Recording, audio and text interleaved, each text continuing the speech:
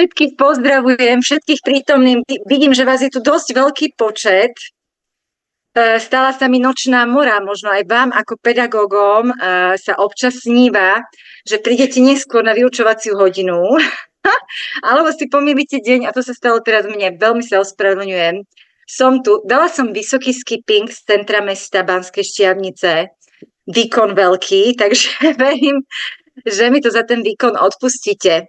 Takže vás tu všetkých vítam. Ďakujem aj Marika aj ostatným, ktorí píšete už do chatu, že ste tu. Naozaj sa veľmi ospravedlňujem. Máme teda približne 15 minút meškanie, takže to o niečo natiahneme. Dobre? No a budeme sa rozprávať dnes o rozvoji emočnej inteligencie v školskom prostredí a so všetkými kompetenciami a zručnosťami, ktoré s tým súvisia. A vlastne emočná inteligencia veľmi súvisí teda s takou kvalitou osobnosti, a to je EQ, ktoré je merateľné. A rovnako ako RQ sa s touto schopnosťou nerodíme, ale ju získavame. Ak dovolíte, ja si otvorím prezentáciu. Som ledva dobehla. Ja som totiž to dnes mala piatok. Neviem, ako sa mi to mohlo stať. Takže dajte mi chvíľočku strpenie. No, tak. Tak, už bude dobre teraz. A ja už som pripravená a môžeme začať. No, rozvoj. Toto sa mi za 7 rokov, ako vzdelávam, stalo druhýkrát. Ako vzdelávam v online priestore. Tak verím, že to spolu zvládneme trošku napraviť, teda hlavne ja. No, tak ideme na to. Keby som sa vás aj spýtala, že ako sa máte a či aj vy sa niekedy dostávate do stresu. Ja som dnes bola ráno v Teleráne na tému láska k dobrodružstvu a rozprávala som aj o tom, že dobrodružstvo sa u niekoho môže spájať so stresom, a že stres teda môže byť pozitívny, negatívny a špecifický. Tak ja som si teraz všetky 3 na sebe vyskúšala, keď som zistila, že dnes nie je piatok, ale štvrtok. No ale verím, že budete ku mne takí zhovievaví a že mi to krátke meškanie odpustíte. Budem veľmi rada, ak si viacerí zapnete kamerku. Majú zapnuté tú kamerku 2 dámy, Majka a Janka. Ja im za to veľmi pekne ďakujem. Ďakujem vám a ďakujem vám aj za trpezlivosť, že ste ma chvíľočku počkali. A môžeme potom začať. No a ja som teda sa troška už vydýchala aj upokojila, aj tepovú frekvenciu, aj všetko ostatné. A hovorila som o tom, že každá osobnosť má rôzne kvality. Tie kvality sú niektoré vrodené a niektoré sú získané. Áno, Miška hovorí, že nefunguje kamera. Úplne v poriadku, je to vlastne webinárik v rámci aktualizačného vzdelávania a tu nie je úplne povinné, aby ste tú kamerku mali. Som veľmi vďačná tým, ktorí si ju zapli, aby som mala takú ľudskú interakciu. A vy, ktorí už si naozaj chcete užiť príjemný večer a mať takú pohodičku, tak to absolútne rešpektujem. No a teda, aby som nadviazala, máme tie rôzne kvality osobnosti, ktoré sú niektoré teda vrodené, a to je inteligencia, IQ a temperament. No a tie ostatné kvality osobnosti sú získané. A to je teda emočná inteligencia, EQ, o ktorej sa budeme dnes rozprávať, s tou sa nerodíme, tu si budujeme a tvoríme. Potom je to RQ, to je rezilientný kvocient. To je kvalita osobnosti, ktorá vlastne vyjadruje mieru emočnej imunity a psychickej odolnosti. To je moja obľúbená téma, teda aj veľmi často o nej hovorím. Takže reziliencia je miera emočnej imunity a psychickej odolnosti. To je niečo, čo som si teraz ja vyskúšala. Aké je to byť teda v strese, že niečo zabudnete. Potom je to CQ, to je kreatív kvocient. To je vlastne schopnosť divergentného myslenia a hľadanie vlastnej cesty pri naplňaní nejakého cieľa alebo nejakej výzvy.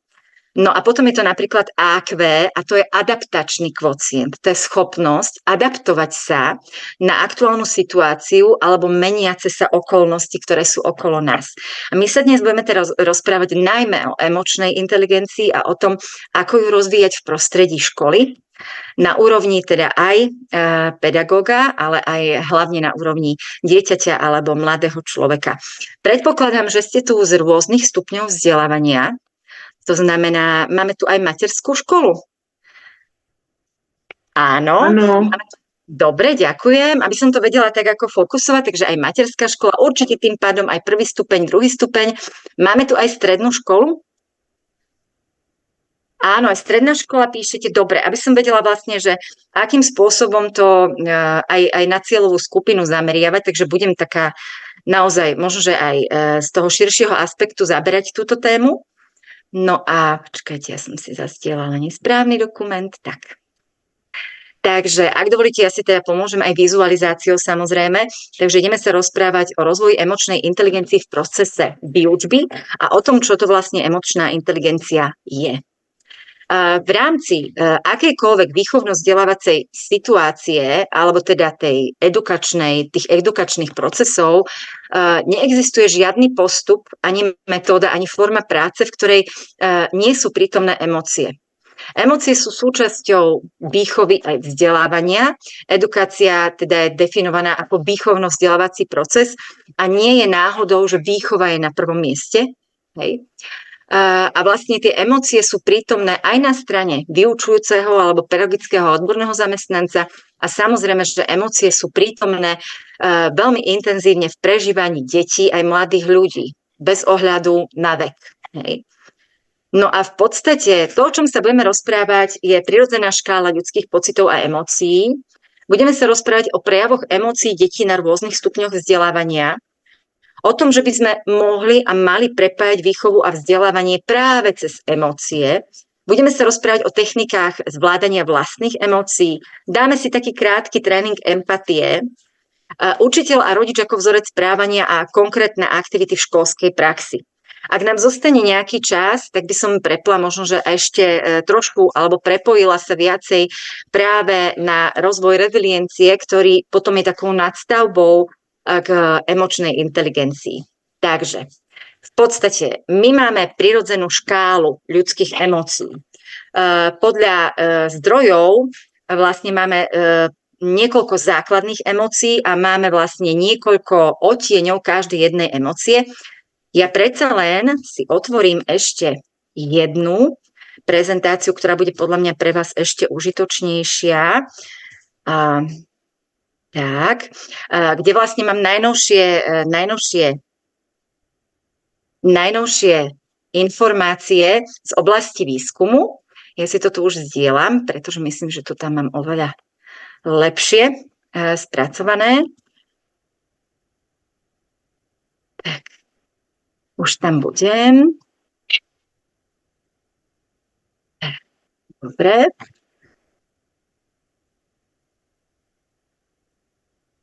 No, tu som chcela byť. No, zazdielam vám to. Mrzí ma, že to nemám pripravené, zvyknem to mať vždy tak nachystané z viacerých tých zdrojov, ktoré mám spracované. Takže keď sa rozprávame o emočnej inteligencii, tak je dôležité vlastne spoznať takých 6 základných emočných prežívaní. To znamená, že tu máte 6 jednoduchých obrázkov, ktoré sú práve vyjadrením tých 6 základných emócií, ktoré potom majú rôzne stupne intenzity a podľa toho teda sa aj znásobuje ich prežívanie. Takže skúste si sami pre seba niekde na papier vytipovať, aké emócie vnímate a čítate z týchto tvári. Myslím si, že 4 trafíte veľmi presne a tie dve by som napríklad ja možno, že aj trochu zamenila, ale pomôckou je, že sú to základné emócie. Lebo napríklad tá prvá fotografia, ten prvý obrázok by mohol byť napríklad aj flirt, hej. Ale keď sa budeme rozprávať o emóciách detí, tak čo by ste povedali, ktoré tie emócie, ktorých tých 6 základných emócií vidíte na obrázku? Skúste si tak premyslieť alebo napísať.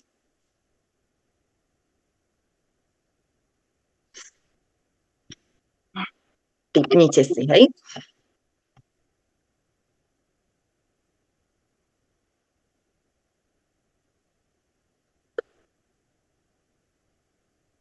No ak máte, tak ja vám teraz ukážem ten výsledok. To prvé je vraj prekvapenie. Hej. A to druhé je odpor, to bolo asi také úplne, že jasné. To tretie je vraj strach. Ja by som možno, že na to tretie dala, že prekvapenie, ale dobre, ako vyjadrenie základnej emócie je fajn. Dole vidíme jednoznačne smutok, vedľa toho protichodnú emóciu a to je radosť a potom vlastne emóciu hnevu. No a všetkých týchto 6 emócií má rôzny stupeň intenzity a za sebou skrývajú vlastne skupinu ďalších emócií. Takže, ak sa pozrieme na hnev, tak hnev má rôzne stupne tej intenzity, ktorá začína niekde na hranici nespokojností. To znamená, že ja môžem byť napríklad nespokojná s komunikáciou nejakého konkrétneho rodiča pri riešení nejakého konkrétneho problému alebo proste situácie s našim žiakom alebo so študentom. Postupne tá nespokojnosť môže prerásť do napätia, ktoré vzniká vlastne už len pri základnej komunikácii s tým rodičom alebo absencii komunikácie. Ďalší stupeň tohto pocitu alebo tejto emócie, ktorú prežívame, môže byť rozhorčenie, ktoré môže vyústiť až v zlosť a niekedy až v zúrivosť. Hej. To znamená, toto sú všetko odtiene jednej základnej emócie, ktorú nazývame hnev. Okrem toho hnev je jedna z najškodlivejších emócií, ktoré môžeme prežívať. A o hneve sa hovorí, že je to emócia, ktorou trestáme sami seba za správanie, konanie niekoho iného. Hnev je nesmierne škodlivá emócia, ktorá škodí v prvom rade nám, ktorí ho prežívame a má veľmi intenzívne následky na fyzickej úrovni, to znamená skôr alebo neskôr, ak ten hnev, túto emóciu prežívame dlhodobo, a nemáme ju spracovanú a nevieme ju teda pustiť, tak z dlhodobého hľadiska táto emócia nám poškodzuje vo veľkej miere naše zdravie. A ešte tak na okraj, každá emócia má nejaké miesto, konkrétne miesto v tele. To znamená, o hneve sa hovorí, že hnev má umiestnenie v pankreasi a je prepojený na žalúdok, trávenie a funkciu pečene. Takže možno ste si to teraz aj spojili s niečím, čo ste prežívali alebo prežívate. Emócia strachu. Hej. Strach môže mať podobu takej neistoty v nejakej novej situácii. Neistota môže prerásť do obavy, obava do pocitu ohrozenia. To môže prerásť až do takého zúfalstva, až panického strachu. Hej. Neskôr budeme ešte o strachu hovoriť, pretože tie vnútorné strachy, ktoré máme hlboko v sebe potlačené a ktoré sú nahromadené v nás možno ešte od detstva, takisto majú potom následky aj na naše zdravie, ale hlavne na naše prežívanie, vzťahy a fungovanie v reálnom živote. Úplne iným spôsobom prežívania je emócia radosti. To znamená, môžeme prežívať spokojnosť. Tá spokojnosť môže vyústiť do takého potešenia v nejakej aktivite alebo z nejakého stretnutia s konkrétnym človekom. Môže prerásť do veselosti, rozradostenia alebo až nadšenia. To znamená, máme aj rôzne úrovne prežívania radosti. Ideme ďalej, takže to sú prvé 3 základné emócie. Ďalej, máme tu odpor. Môžeme pociťovať nejaký nesúlad napríklad s konkrétnym človekom, čo sa vlastne odzrkadlí na tom, že sa vyhýbame zážitkom alebo aj situáciám, kde s tým človekom môžeme prísť do styku. Môže to prerásť až do takého odmietania napríklad na úrovni spolupráce alebo komunikácie, môže sa prejaviť znechutením, odporom alebo až zhnúsením. To znamená, že aj táto emócia má rôzne stupne. Emócia alebo pocit prekvapenia alebo situácia, ktorá nás teda zaskočí a prekvapí, opäť začudovanie, prekvapenie, údiv, až otrasenie alebo ohromenie nejakou nečakanou situáciou. No a smútok má takisto niekoľko teda stupňov a podôb od takej nejakej nostalgie alebo melanchólie, môže prerásť k pochmurnosti, k skľúčenosti, k zármutku, alebo sa môže prejaviť naozaj aj takým silným žiaľom. Hej. Takže máme niekoľko odtieňov emócií, s ktorými vieme potom neskôr pracovať. No a prejdem teda späť k tej pôvodnej prezentácii. Vám budem robiť také trošku exkurzy do témy reziliencie, pretože emočná inteligencia v školskom prostredí a reziliencia alebo psychická odolnosť a emočná imunita spolu veľmi úzko súvisia. Dobre. Zatiaľ všetko v poriadku? Som zrozumiteľná? Už ste mi odpustili to meškanie? Ja som si ešte neodpustila. A napríklad aj schopnosť odpustiť iným je oveľa častejšia ako schopnosť odpúšťať samým sebe, ak niečo proste pokazíme alebo na niečo zabudneme. My vieme byť na seba veľmi, veľmi prísni, veľmi tvrdí. Hej, a toto bude mať ešte dozvuky vo mne dlho, že ako sa mi toto mohlo stať. Ale poznáte to, že keď máme toho veľa každý deň, tak sa niekedy stane naozaj, že urobíme niečo, na čo potom ešte dlho spomíname. Mojou takou najväčšou nočnou morou naozaj bolo, ešte keď som učila, bolo, že zabudnem na nejakú vyučovaciu hodinu, alebo že neprídem včas a podobne. No a samozrejme, že keď na niečo myslíme, tak tomu venujeme pozornosť a energiu. A podľa toho hesla Praj si a dostaneš, sa mi to raz stalo. Mala som voľnú hodinu a neskontrolovala som nové suplovania a panička sa vybrala proste do nedalekého obchodu na nákup. A volala mi kolegyňa, že a ty kde si? Hovorím, však akože v obchode, pri pokladni, hej? Tak máš byť v 9. A. A podobné emócie som prežila, ktoré som mala pred chvíľočkou v tejto situácii. Možno to poznáte, myslím si, že to poznáte všetci v nejakej podobe. Tak ale zamrzí to samozrejme, hej, keď sa niečo také stane. Takže vrátim sa späť.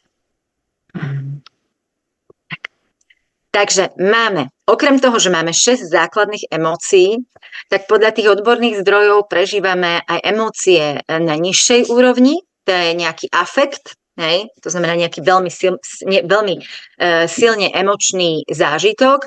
Máme nejakú náladu, prežívame strach, hnev a radosť. A potom sú vyššie emócie, ktoré sú estetické, to znamená, máme nejaký vizuálny zážitok napríklad z výtvarného umenia, alebo máme akýkoľvek umelecký zážitok, hej, ktorý vnímame.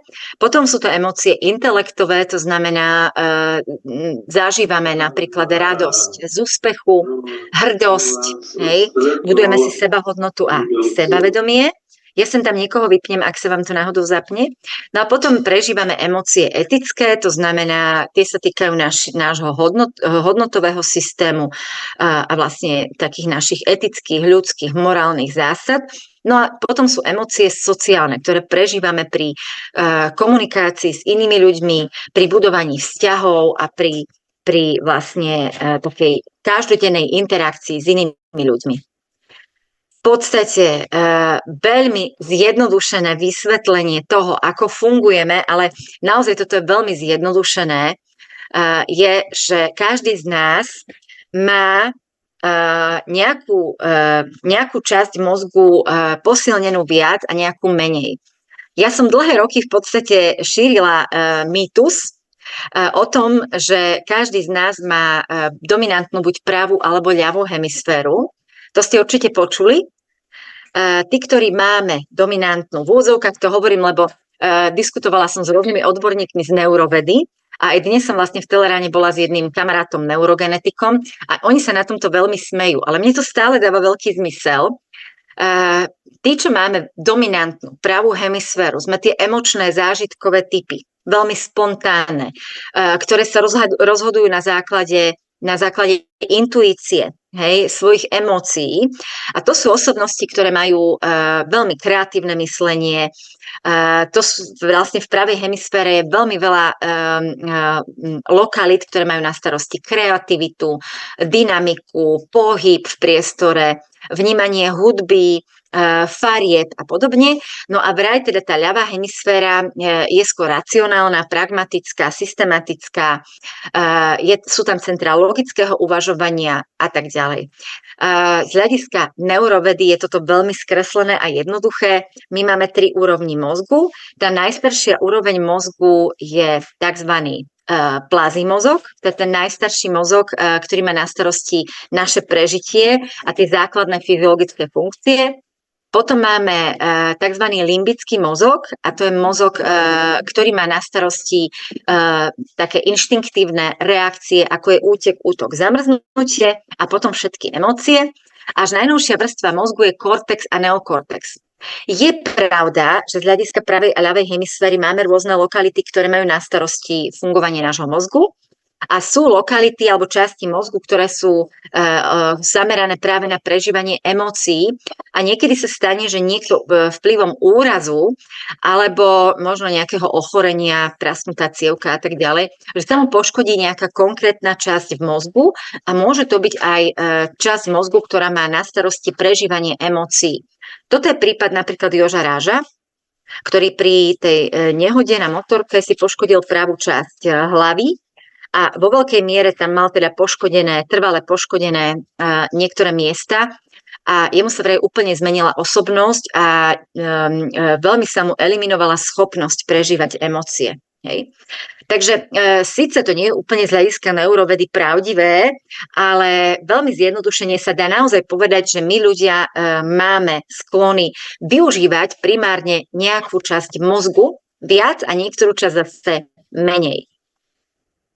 No, v podstate tá pravá hemisféra, hej, v nej vraj sídlia teda tie emócie, prevažne emócie, sú tam umiestnené spomienky, zážitky, je tam umiestnené napríklad schopnosť stotožniť sa s nejakou literárnou postavou alebo filmovou postavou.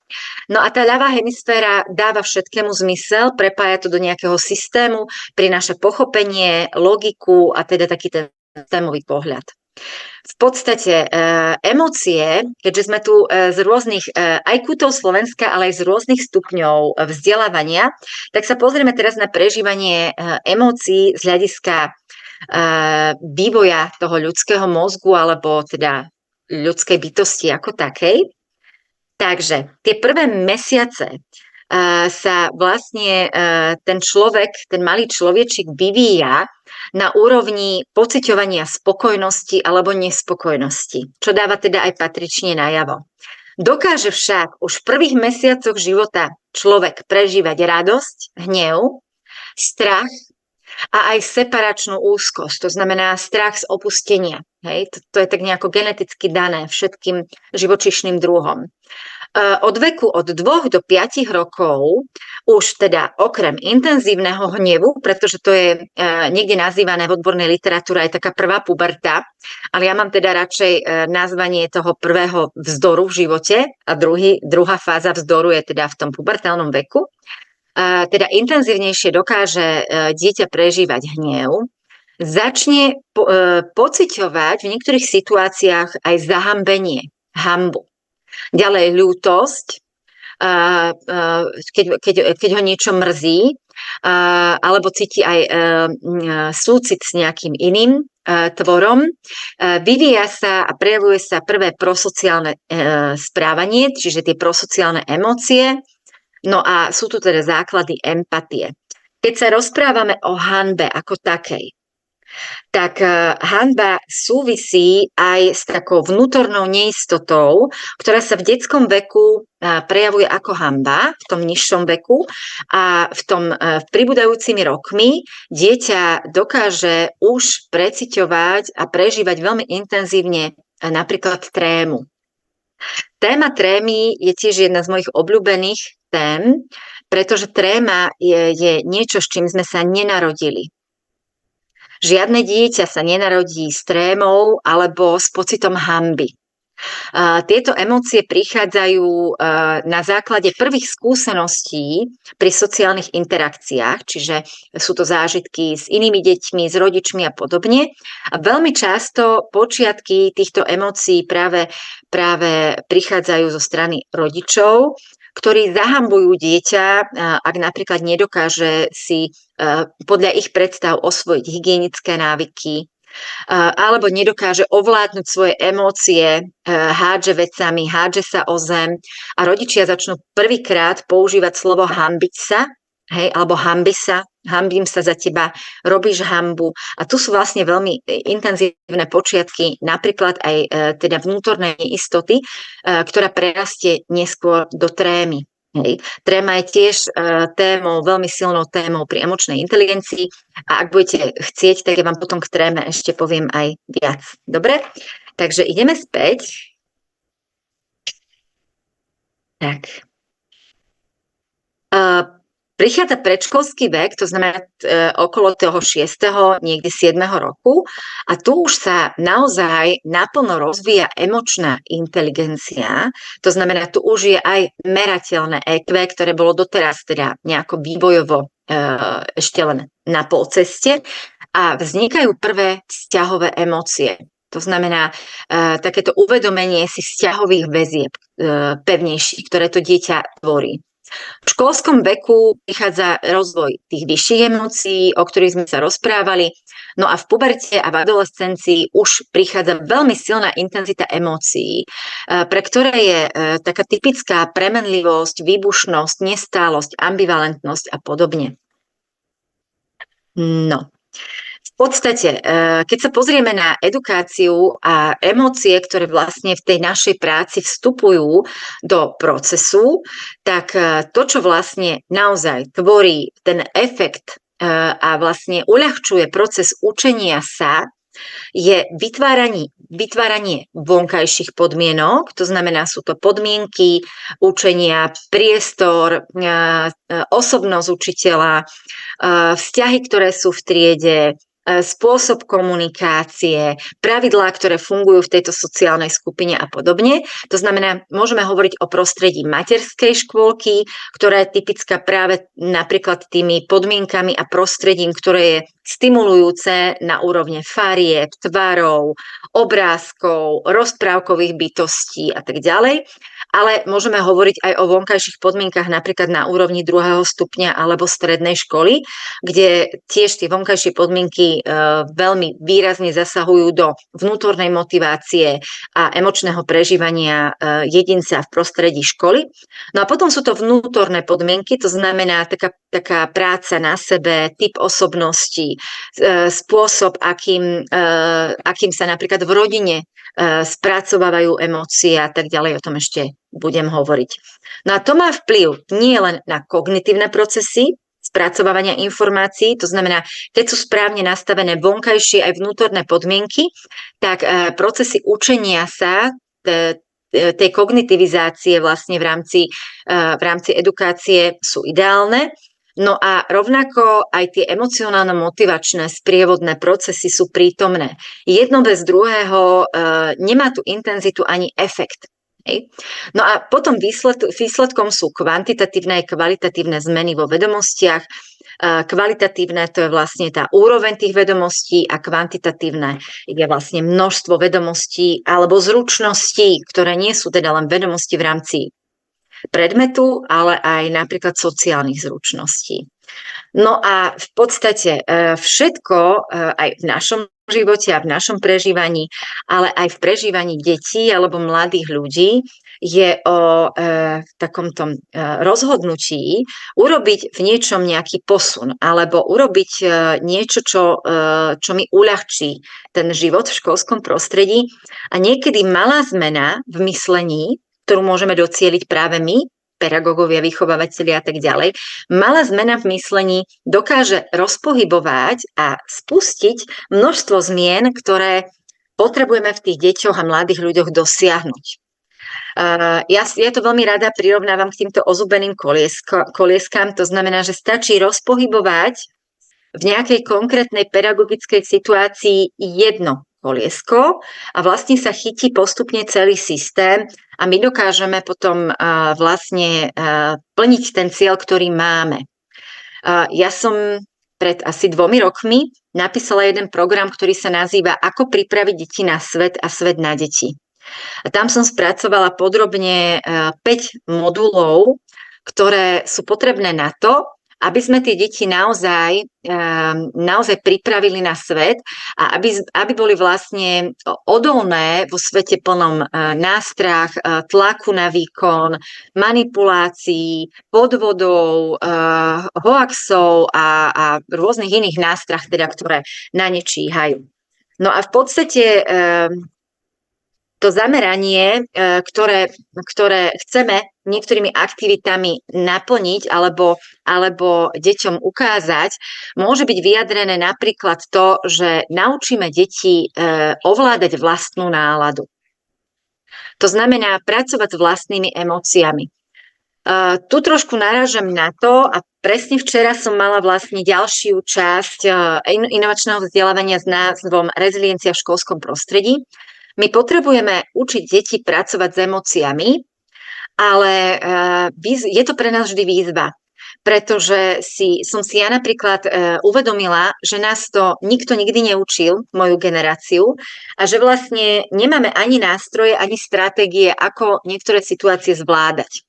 Ja som vlastne v úvode tak nejako počítala, že ma všetci poznáte, ale vidím tu veľa nových tvári, tak ešte dopoviem, že teda okrem toho, že momentálne pracujem ako lektorka, koučka a mentorka a trénerka práve emočnej odolnosti, tak som 22 rokov učila na 2. stupni základnej školy slovenčinu a literatúru. To znamená, tie skúsenosti s prácou s deťmi mám dlhoročné a tam som si aj ja uvedomila, že ak chcem tým deťom pomôcť, potrebujem najskôr vedieť pracovať s emóciami na úrovni seba. Ak ja si osvojím techniky, stratégie práce s emóciami, môžem to učiť deti. A presne včera vlastne v rámci ďalšieho stretnutia, v rámci inovačného vzdelávania sme mali diskusiu o tom, že nás to nikto nikdy neučil, našu generáciu, a že táto nová generácia sa nazýva aj generácia skla.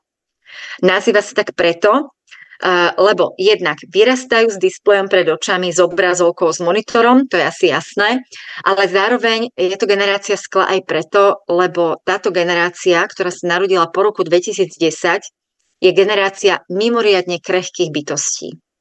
Oni sú krehkí a zraniteľní nielen na úrovni teda psychiky a emócií a toho duševného zdravia, ale aj na úrovni fyzického zdravia, kondície, takej tej odolnosti, ktorú nemali kde získať, pretože žili napríklad vo veľmi izolovanom hygienickom prostredí, svete, kde tí rodičia ich chránili pred akýmikoľvek negatívnymi vonkajšími vplyvmi, napríklad pri styku s inými deťmi, so zvieratami, so špinou a podobne. To znamená, že ten organizmus sa nenaučil reagovať napríklad na rôzne vírusy, alebo teda bakteriálne ochorenia, ale rovnako sa ten organizmus nenaučil a neučí sa zvládať tie patogény, aj čo sa týka psychiky alebo teda tlaku na organizmus.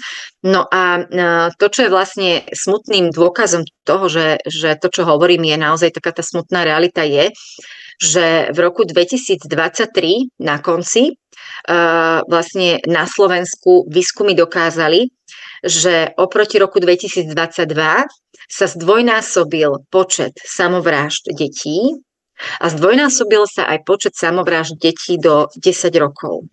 A to si myslím, že je veľmi smutná realita a je to dôkaz toho, že niečo s týmto svetom nie je úplne v poriadku a že potrebujeme sa zameriavať aj viac na to prežívanie detí v rámci školského prostredia. Ja viem, že primárne tú výchovu a aj tú odolnosť fyzickú a psychickú by mala podporovať rodina. Ale vy všetci ste skúsení pedagógovia, pedagogičky a viete, že veľakrát to rodinné prostredie neprináša ani bezpečie, ani dôveru, ani ochranu, ani rozvíjajúce nejaké podnety a že jediné prostredie, ktoré im dá To, čo to dieťa potrebuje, je tá škola. A veľakrát osobnosť pedagóga je jedinou oporou v živote toho dieťaťa. A aby sme teda boli tou oporou a aby sme vedeli vnímať signály, že niečo nie je v poriadku, potrebujeme o tom aj niečo vedieť a potrebujeme aj my sami rozvíjať a zamýšľať sa nad psychickým zdravím a nad tým, že čo všetko by sme v rámci edukácie mali rozvíjať.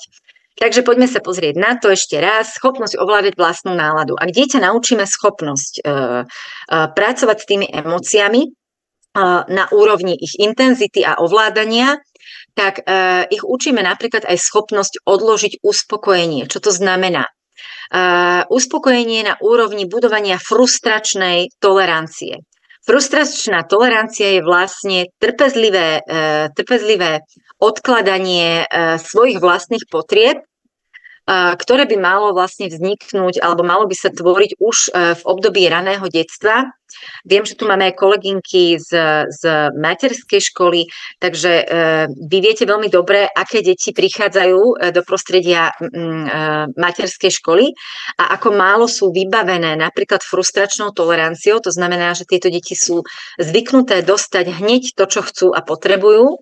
A vlastne v rodine vlastne prevažuje taký ten kult dieťaťa a frustračná tolerancia sa dá budovať úplne takými základnými proste krokmi zo strany rodiča, keď malé dieťa už vo veku 2 rokov sa dožaduje pozornosti alebo dožaduje sa naplneniu nejakej konkrétnej potreby. Stačí, keď tá mamka proste vedome už tomu maličkému dieťatku povie, že áno, pôjdem sa hrať, ale ešte 3-krát zamiešam polievočku. Hej? A to dieťa ostane také zvedavé a čaká, 30 sekúnd.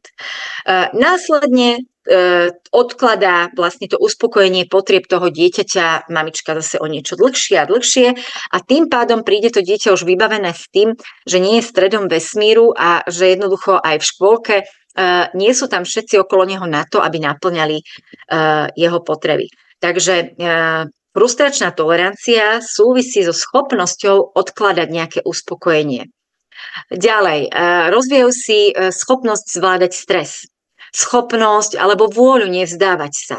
Schopnosť regulovať vlastné myslenie, to znamená vedieť sa sústrediť a vedieť vlastne zhodnotiť, čo je v danom momente dôležité a čo nie je tá priorita. Tým si trénujú napríklad empatiu, lebo sú vnímavejší voči okoliu. Samozrejme, že sa lepšie poznávajú a poznávajú sa lepšie aj navzájom. Rozvíja sa ich schopnosť motivovať seba aj iných. Takisto schopnosť ovládať hnev a tých koliesok by tam bolo ešte veľmi, veľmi veľa, keby som ich tam chcela dať všetky. V podstate techniky zvládanie emócií aj v školskom prostredí alebo v akomkoľvek inom prostredí sú to 4 základné prvky emočnej kompetencie na úrovni prežívania, ktoré by sme mali rozvíjať. Poprvé je to identifikácia a porozumenie vlastným pocitom. To znamená vedieť, pochopiť, pomenovať, čo cítim a aj prečo to tak cítim. Ďalej je to schopnosť ovplyvňovať a usmerňovať svoje pocity. To znamená, keď pochopím, čo cítim a rozumiem tomu aj prečo sa tak cítim a pochopím aj to, že v danej chvíli potrebujem byť sústredená alebo potrebujem zvládnuť tú situáciu, dokážem tieto pocity usmerňovať, ale nie potláčať, pozor, o tom ešte budem hovoriť. Keď sa naučím identifikovať, ale aj ovládať, usmerňovať svoje emócie, dokážem identifikovať pocity, emócie ostatných a mám väčšiu schopnosť porozumieť im. No a 4. technika je vlastne taká expresivita, to znamená, je to schopnosť jednak aj prežiť naplno niektoré emócie, ale aj vyjadrovať emócie, to znamená dávať ich najavo svojmu okoliu. No. V podstate veľmi často sa stretávame s rôznymi krízovými situáciami, to znamená na úrovni základného sebaovládania už v materskej škole, kedy vlastne vy, ktoré ste tu z materskej školy, tak vlastne pracujete s deťmi, ktoré ešte nemajú teda tú emočnú inteligenciu vyvinutú tak, aby dokázali ovládať to, čo prežívajú. A je to teda aj obdobie výrazného vzdoru, čo je prirodzená taká obranná reakcia na neuspokojovanie vlastných potrieb. Hej. Takže to je na úrovni materskej školy, niekedy až to prerastie do 1. stupňa, 2. stupňa a tak ďalej. A v podstate vy sa snažíte už pri prvých signáloch narastania napríklad hnevu alebo nejakého neovládateľného prejavu správania, snažíte identifikovať tie prvé signály a zabrániť napríklad narastaniu vlastne tej emocionálnej veľakrát nezvládnutej situácie. Ak už ale dieťa sa dostane do nejakého stavu afektu alebo záchvatu hnevu, nehovoríme teraz len o tých malých deťoch, ale ako učiteľka na základnej škole si pamätám, že niekedy s tým majú problém aj deti v období puberty alebo dospievania, tak potrebujete vedieť poskytnúť tzv. Krízovú intervenciu. To znamená to, čo môže pomôcť vtedy, keď dieťa stráti kontrolu alebo mladý človek stráti kontrolu nad svojim prežívaním. To, čo pomáha, je fyzický dotyk, pevné objatie, to viete. Ponuka pomoci, hej, to znamená ponúknutie takej tej opory a istoty v neistej situácii. Niekedy môže pomôcť také priame vysvetlenie, to znamená prepnutie z emócií do racionálneho myslenia. Niekedy pomáha napríklad pri deťoch s rôznymi poruchami správania napodobnenie nejakého vzoru. Ak dieťa má nejakého obľúbeného hrdinu, rozprávkového, filmového, alebo obľúbenú osobnosť, tak vlastne niekedy veľmi pomôže sa ho opýtať, čo by urobil ten daný vzor, idol v živote toho dieťaťa alebo mladého človeka v tejto situácii. Ako by sa zachoval? Hej. Ja si pamätám, že som mala jedného žiaka, ktorý mal také neovládnutelné stavy hnevu a zúrivosti voči ostatným. Boli tam nejaké tie vzorce z rodiny, ale aj ten status alebo rola jedináčika a veľmi ťažko spracovával proste napríklad nesúhlas alebo asertívne nie, alebo keď proste niekto sa neprispôsoboval k jeho očakávaniam. No a bolo to naozaj veľmi komplikované. Mal záchvaty hnevu, agresivity voči deťom, voči vyučujúcim a mal už nejakých 14-15 rokov a bol to taký veľmi dobre urastený a stavaný chlapec. A už to bolo také na hrane, že naozaj niekomu blíži. A vtedy on veľmi nečakane stratil otecka na nejakú srdcovú slabosť a bolo to pre neho naozaj, teda samozrejme, že veľmi ťažké. Ale on, keď sa po nejakých 2 týždňoch vrátil do školy, tak prišiel úplne iný chlapec, čo je pochopiteľné.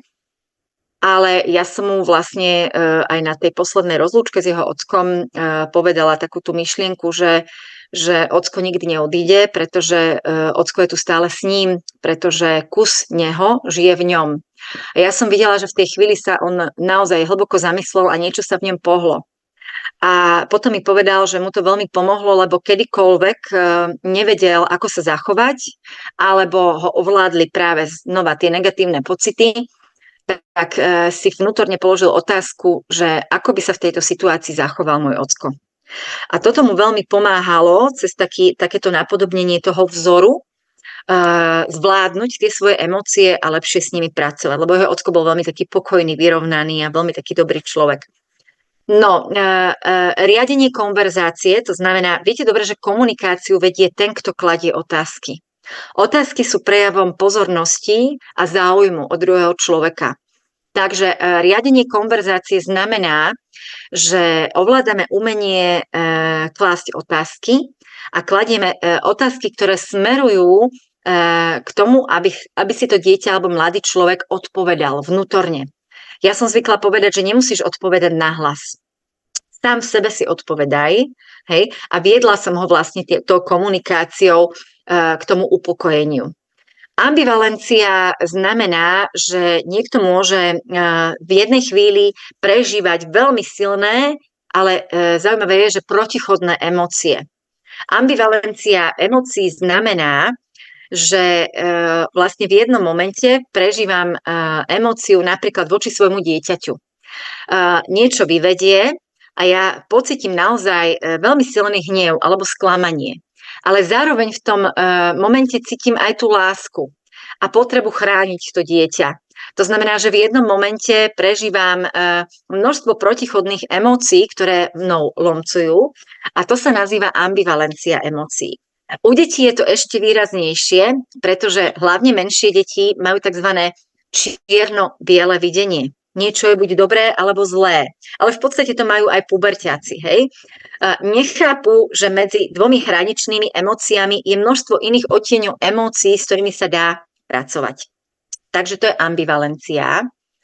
Zatiaľ všetko v poriadku, som zrozumiteľná, hej? Je to dobré. Kedykoľvek ma prosím prerušte, vstúpte do toho alebo sa niečo opýtajte. Dobre? No. A ja som sa už upokojila, už som sa zahryzla do tej témy. Akurát mám v hlave, že čo všetko som si mohla tak vopred pootvárať a iba preklikávať, takže prejdem tak chronologicky po tejto prezentácii a potom budem vyberať ešte tie doplňujúce, ktoré vám do tejto témy mám potrebu dať a povedať. Takže ambivalencia emócií. Emočný transfer. Na to som teda natrafila pred rokmi na tento výraz. Emočný transfer znamená prenos emócií. Vedci po desiatkách rokov vlastne zistili, že emócie sú naozaj veľmi výrazne prenosné na fyzickej úrovni, ale aj na úrovni pocitov a prežívania. A ja to zvyknem tak vysvetľovať hlavne pedagógom, že potrebujeme vedieť pracovať s našimi emóciami tak, aby sme ich neprenášali na iných ľudí. Emočný transfer je vlastne podvedomý prenos emócií a ak ste napríklad vy takzvaní empati, to znamená, že ste hypersenzitívni, mimoriadne citliví ľudia, kedysi sa tento prejav osobnosti dokonca považoval za diagnózu a za slabosť. Hej, že hypersenzitivita je slabosť. Alebo je to nejaká diagnóza. Vôbec nie. Hypersenzitivita je typ osobnosti a typ centrálnej nervovej sústavy. Veľakrát sa nesprávne zamieniala hypersenzitivita napríklad s hyperaktivitou, čo znamená ako také vysoká stimulácia vonkajším prostredím, na ktorú ten organizmus neustále reaguje. Ja som sa stretla počas pedagogickej praxi aj s opakom, nielen s hyperaktivitou, ale aj s hypoaktivitou. Hypoaktivita je tiež v podstate typ centrálnej nervovej sústavy, ktorá je pomalšia. Vy máte v rámci toho triedneho kolektívu rôzne typy osobností. Neexistuje nič ako homogénna skupina a vy v rámci školskej triedy, to je jedno na akom stupni vzdelávania, máte také množstvo typológií osobností z každého hľadiska a okrem toho majú tie deti teda aj nejaký typ centrálnej nervovej sústavy. Hyperaktivita je taká až prehnaná citlivosť na podnety z vonkajšieho prostredia. Hypersenzitivita je vnútorná citlivosť na podnety a je to vlastne typ centrálnej nervovej sústavy a v minulosti vlastne takíto ľudia napríklad boli súčasťou tých šlachtických a kráľovských dvorov. Panovníci si ich k sebe vlastne pri sebe držali, pretože títo ľudia sa vyznačovali veľmi silnou intuíciou, čo je šiestý zmysel človeka. To znamená, ak ste hypersenzitívni, to znamená, že ste naozaj vysoko citliví, tak ste takzvaní empati a často teda ste touto vyššou schopnosťou vnímať emócie a stavy iných ľudí aj preťažení. To znamená, že vlastne tá vysoká citlivosť je aj výhodou, aj nevýhodou, ak s tým nevieme pracovať. Emočný transfer znamená, že my sme nesmierne citliví na emócie iných ľudí. Každý, kto vojde do miestnosti, zmení atmosféru v miestnosti. Ak pedagóg napríklad nemá dlhodobo spracované nejaké negatívne emócie, tak s nimi prichádza medzi tie deti alebo medzi mladých ľudí a ani si neuvedomuje, že svoje emócie prenáša na nich, či chce, či nechce. Môžeme byť, neviem, akí odborníci, deje sa to.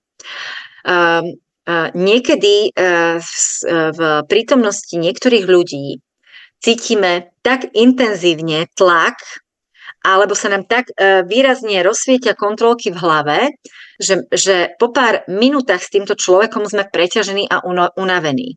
A je to tým, že ten človek prenáša na nás svoje emócie, keď budem taká expresívnejšia, svoje smeti, svoje nespracované traumy, frustrácie, hnev, nespokojnosť a tak ďalej, svoje smeti prenáša do nás. Robí si z nás smetný kôš. Hej. A to sa deje vlastne veľmi často, takže emočný transfer je vlastne taká podvedomá výmena a odovzdávanie nejakých emočných kódov.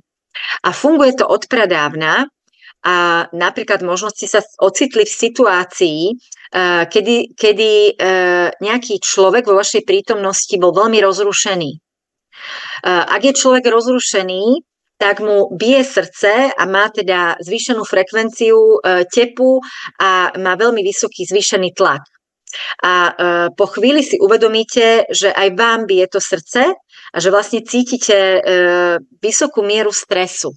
A to je práve tým, že ak ste práve tí hypersenzitívni alebo že naozaj máte zvýšenú schopnosť empatie, tak sa dokážete vcítiť do situácie toho druhého človeka až tak, že to prežívate spolu s ním. Hej. Určitú mieru empatie a zvýšenej empatie by mali mať všetci ľudia, ktorí pracujú s inými ľuďmi.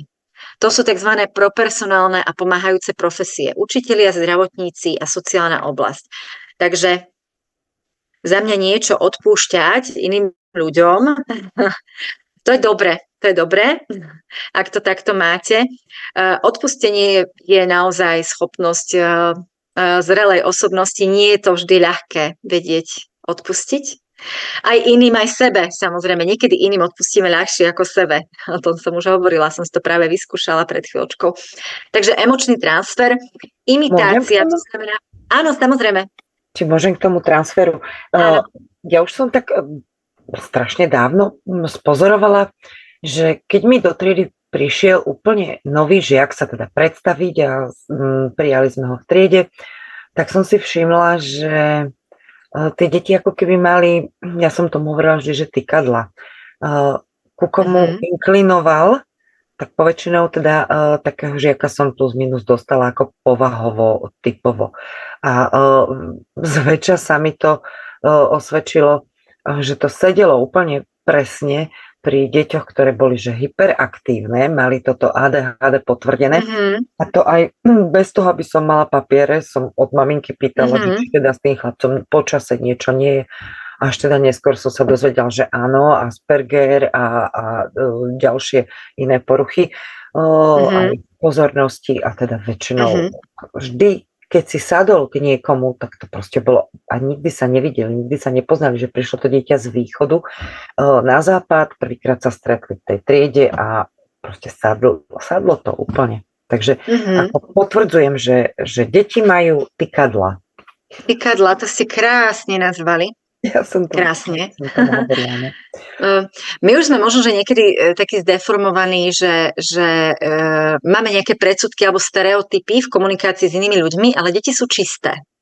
Oni veľakrát nám vidia až do duše a vnímajú také jemné odtiene v správaní, ktoré my veľakrát nedokážeme zachytiť alebo detekovať, hej, vo všetkom.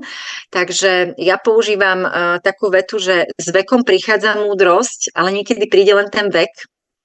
A keď to otočím naopak, tak veľakrát sa mne stalo, že ten vek tam ešte nebol a tie decká nám dali takú lekciu silnú, že vlastne to je veľmi pekné prirovnanie, že deti majú tykadlá. My ich niekedy strácame a sme menej opatrní, potom sa nám dejú veci, ktoré nevieme pochopiť a sme v roli obete a zažívame pocity krivdy. Takže áno, emočný transfer. Ono to v podstate funguje na úrovni intuície. Viete, že vlastne oficiálne máme 5 zmyslov, ale my máme 6 zmyslov. Ten 6. zmysel je intuícia. Len my sme ho prestali používať a zatlačili sme ho niekde do úzadia. Ale ak sa sústredíte na taký ten vnútorný, veľmi intenzívny, nutkavý pocit, Nechcem to prirovnávať napríklad k predtuchám, ale je to určitá forma aj predtuchy. Ja som sa nejaký čas, keď som bola na jednom tréningu ako koučka, tak sme mali aj tréningy práve intuície a mali sme rôzne úlohy napríklad v danom týždni. A ja som sa sústredila naozaj v rôznych situáciách na taký vnútorný pocit, ktorý bol niekedy veľmi silný, niekedy len také slabúčke, proste nejaká rezonancia vnútorná. A zastavila som sa a zamyslela som sa. Ale napríklad sa mi stalo, že som odchádzala z domu s veľmi intenzívnym pocitom nepokoja zrazu pri bráne, ale som proste nemala čas, tak som to hodila za hlavu a nechala som to tak. A vlastne tá intuícia ma volala späť, pretože išla som z Banskej Štiavnice do Košíc. A v polovici cesty ja som dostala také vnuknutie zastav sa a chod si skontrolovať veci. A ja som zistila, že som zobrala namiesto môjho notebook môjho syna. V prvej chvíli som si vravela, že nevadí, tak mi to pošle. Potom som si ale uvedomila, že ja idem na 3 dní a môj syn ráno mal leteť späť na univerzitu do Holandska a že on tam má všetky proste rôzne aplikácie, rôzne apky, ktoré na univerzite. Čiže ja som sa musela asi 180 kilometrov vrátiť. Keby som počúvala ten vnútorný hlas, tú intuíciu, tak si ušetrím obrovský stres, náklady, energiu a všetko, čo s tým súvisí. Takže aj tá intuícia je niečo, čo deti majú, ale my im to z tých malých hlávok vybijeme takou racionalizáciou, že vlastne, lebo toto sa nedá vysvetliť racionálne. Hej? To znamená, to, čo dospelí nevedia racionálne vysvetliť, považujú za nezmysel. Ešte používam takú myšlienku, že my máme vraj 5 zmyslov, ale koľko máme nezmyslov sa nedá spočítať. A je to tak. A tak to má byť. Hej? A niekedy tie nezmysly dajú v konečnom dôsledku najväčší zmysel. Hej? Takže to si zapamätám, že deti majú tykadlá, aj my ich máme, ale my sme si ich niekde proste zatlačili dnu a je fajn si dovoliť proste veriť tomu svojmu vnútornému pocitu. Môžete si spraviť taký experiment, že najbližší týždeň budete naozaj sledovať svoje myšlienky a vnímať svoje pocity, ktoré vám naznačujú, čo je správne, čo nie je správne, alebo naznačujú vlastne, čo je dôležité a čo nie je dôležité. A veľakrát ten vnútorný hlas až tak kričí, ale my sa snažíme ho nepočuť, pretože žijeme v tak racionálnom svete zameranom na výkon, hej, a na proste nezmyselné hodnoty, že vlastne až tie deti nám niekedy tým, že sa rozhodnú nebyť tu s nami v tomto nefunkčnom svete, nám to tak nastaví zrkadlo, že niečo nie je dobre. No.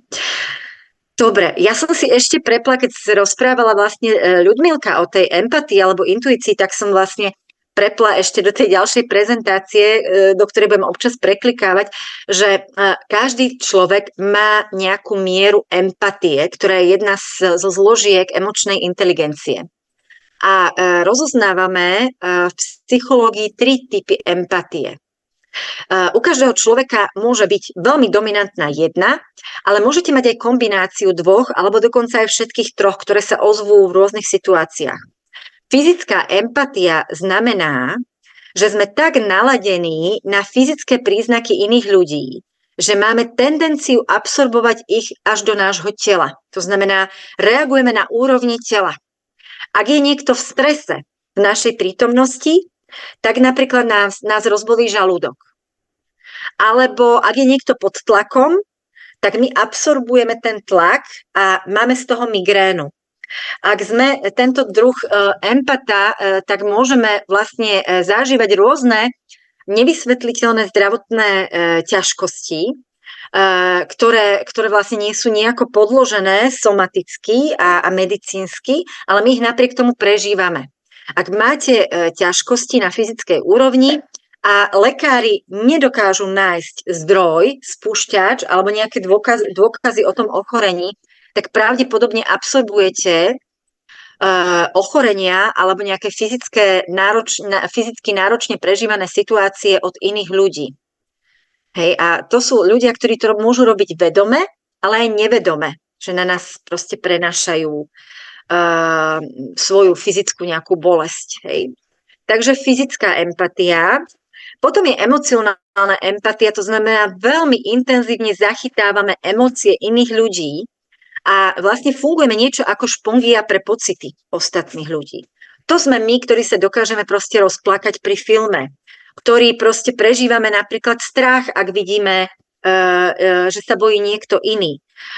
Dokážeme veľakrát to tak intenzívne prežívať, že ideme až do rizika. Hej. Ja si pamätám, že ja neviem, rok dozadu som išla po ulici a bola som svedkom vlastne bitky dvoch bezdomovcov, ale bolo to niečo tak agresívne a tak surové, že som proste tam vbehla a zasiahla. Proste jeden ten bezdomovec skákal po hlave tomu druhému, no strašné niečo. Ale ja som sa z toho 3 dní dostávala psychicky. Ten strach a tá bolesť toho človeka a ten pocit ohrozenia života, ja som naozaj sa z toho musela veľmi náročným spôsobom a tým, že som teda psychológ, tak som si aj sledovala, čo to so mnou spravila. Premýšľala som, že prečo som to prežívala tak intenzívne a potom som vlastne tie emócie zažívala, sa mi vrácali v rôznych podobných situáciách. Takže to je emocionálny typ empatie. A potom je intuitívna empatia, to znamená, že zažívame také mimoriadne vnemy a máme takú zvýšenú intuíciu. Možno ste viaceré z vás niekedy navštívili vešticu. Máte takú skúsenosť, alebo kartárku, ako experiment, hej? Ja som v týchto veciach, aj Majka krúti hlavou, že nie, ja som v tom veľmi opatrná tiež. A mám taký odstup trošku, lebo tých podvodníkov je toľko. Ale už som sa stretla 2-krát s tak silnou ženskou energiou a s takým vhľadom dovnútra, že som to naozaj až tak veľmi intenzívne preciťovala. A sa mi zdôverila tá jedna žena s tým, že tá zvýšená intuícia je niečo, s čím sa musela naučiť žiť, pretože ona to má tak intenzívne, robí ináč ekonómku, pracuje proste veľmi v racionálnom finančnom sektore a stáva sa jej, že pocití pri nejakom človeku, že už tu nebude dlho, napríklad. Ale nemôžu mu to povedať. Hej? A následne prežíva strach a obavy od toho človeka a že sa jej to vždy doteraz vyplnilo. Ťažko povedať, hej. Môže mať niekto naozaj tak zvýšenú schopnosť precítenia reality, v ktorej sa nachádza druhý človek, že to môže mať také prítomné. Takže ešte raz, fyzická, emocionálna a intuitívna empatia. Našli ste sa v niektorej z týchto druhov empatii, že máte jednu dominantnú? Rovnako to majú aj deti, samozrejme, a preto sa deti dokážu, ako krásne Ľudka povedala, tými tykadlami napojiť na toho druhého človeka. Dobre. No, ja to takto preklikávam veľmi pestro, aby som vám vlastne pri tých situáciách povedala to, čo mi tak nejako vyskočí intenzívne. To, čo by chcela dať. Momentíček. Musím si nájsť. Mám napríklad testy alebo dotazníky emočnej inteligencie, ktoré vám vlastne chcem dať k dispozícii. Len ich musím si otvoriť a vrátiť sa. No, urobím to tak. V podstate mám to tuto. Inovačná emočná inteligencia. No mrzí ma, že tu nemám takto teraz všetko pootvárané, ako by som chcela. No. Ja vám to takto načítam.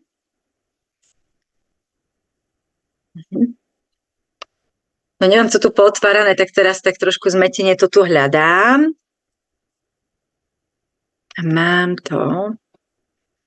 Dám vám nejakú aktivitku a potom to pohľadám a všetko si pootváram tu dole, lebo vidím, že tu mám toľko tých materiálov, ktoré by som vám k tomu chcela dať. Test asertivity a tak ďalej. že dám vám jednu aktivitku a potom vlastne prejdem k vyhľadávaniu tých dokumentov, kým vás zamestnám. Takto, Balintovka, všetko možné tu mám. Dobre, už som späť v prezentácii, ktorú vám zazdielam. Som si to tu nechtiac vypla. No dneska som teda sama seba som zaskočila tým, že som si pomýlila ten deň. Teraz to tu nemám pripravené. Takže poďme chvíľočku ďalej a dám vám takúto aktivitku. V podstate ide o spôsob spracovania vlastných emócií alebo prežívania v nejakej konkrétnej situácii. Ide o to, aby sme si uvedomili, čo nás smeruje, čo nás ovplyvňuje pozitívnym alebo negatívnym spôsobom cez 4 otázky. Skúste si sami pre seba odpovedať a môžete si to aj písomne spracovať, ktoré 3 situácie vás v poslednom období naplňajú, tešia, nabíjajú energiou a prinášajú vám pozitívne emócie. Ktoré 3 situácie vás v poslednom období rozčuľujú, oslabujú alebo zraňujú? Ktoré 3 osoby vás v poslednom dobe oslabujú alebo zraňujú? A ktoré 3 osoby vás v poslednom období posilňujú? Takže situácia a osoby. Ja zatiaľ, kým si to budete túto aktivitku robiť, tak vyhľadám tie ostatné. Dúfam, že vidíte stále tú prezentáciu. Vidíte ju stále? Áno, dobre. Ďakujem.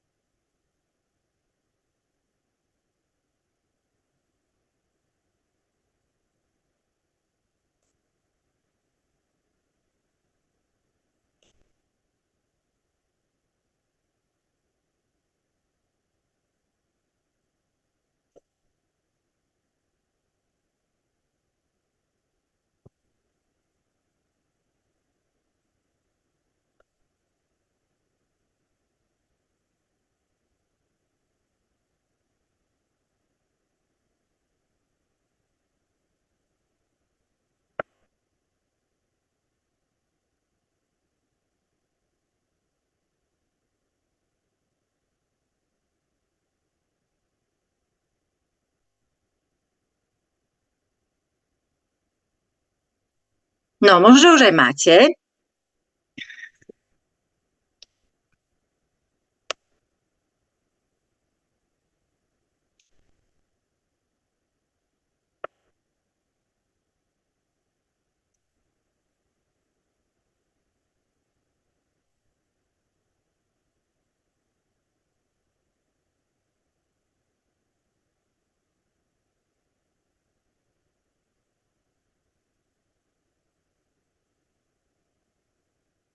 Je to aktivita, ktorá je možno aj tak trošku náročná, pretože človek prechádza vlastne takou autoevaluáciou, respektíve si tak nejako čistí niektoré veci, ktoré prežíva, ktoré nemusia byť jednoduché.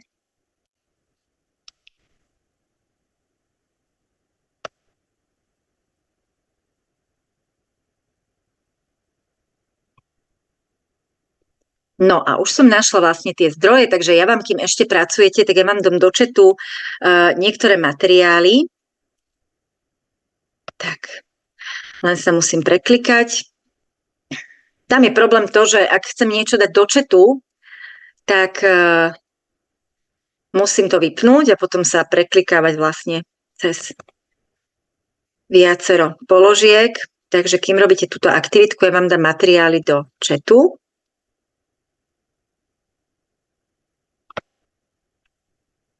Takto. Jedno mám. Test emočnej inteligencie pre dospelých alebo teda dospievajúcich a ešte test emočnej inteligencie detí. Tak, tam tuto.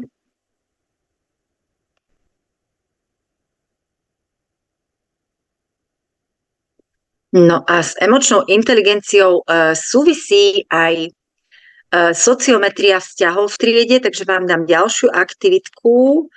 2 aktivitky vám dám takto do chatu. Tak. Dobre. No. Vrátim sa späť teda k tým otázkam. V podstate, ak si kladieme tie správne otázky, tak sme vlastne schopní nájsť aj odpovede. A vlastne toto je vlastne taká terapeutická metóda, ako pomôcť človeku pochopiť a uvedomiť si, prečo prežíva práve tie emócie, ktoré prežíva, naučiť ho teda pochopiť zdroje a spúšťače a prijať tieto situácie. Pri prvej otázke, 3 situácie, ktoré vás v poslednom období naplňajú.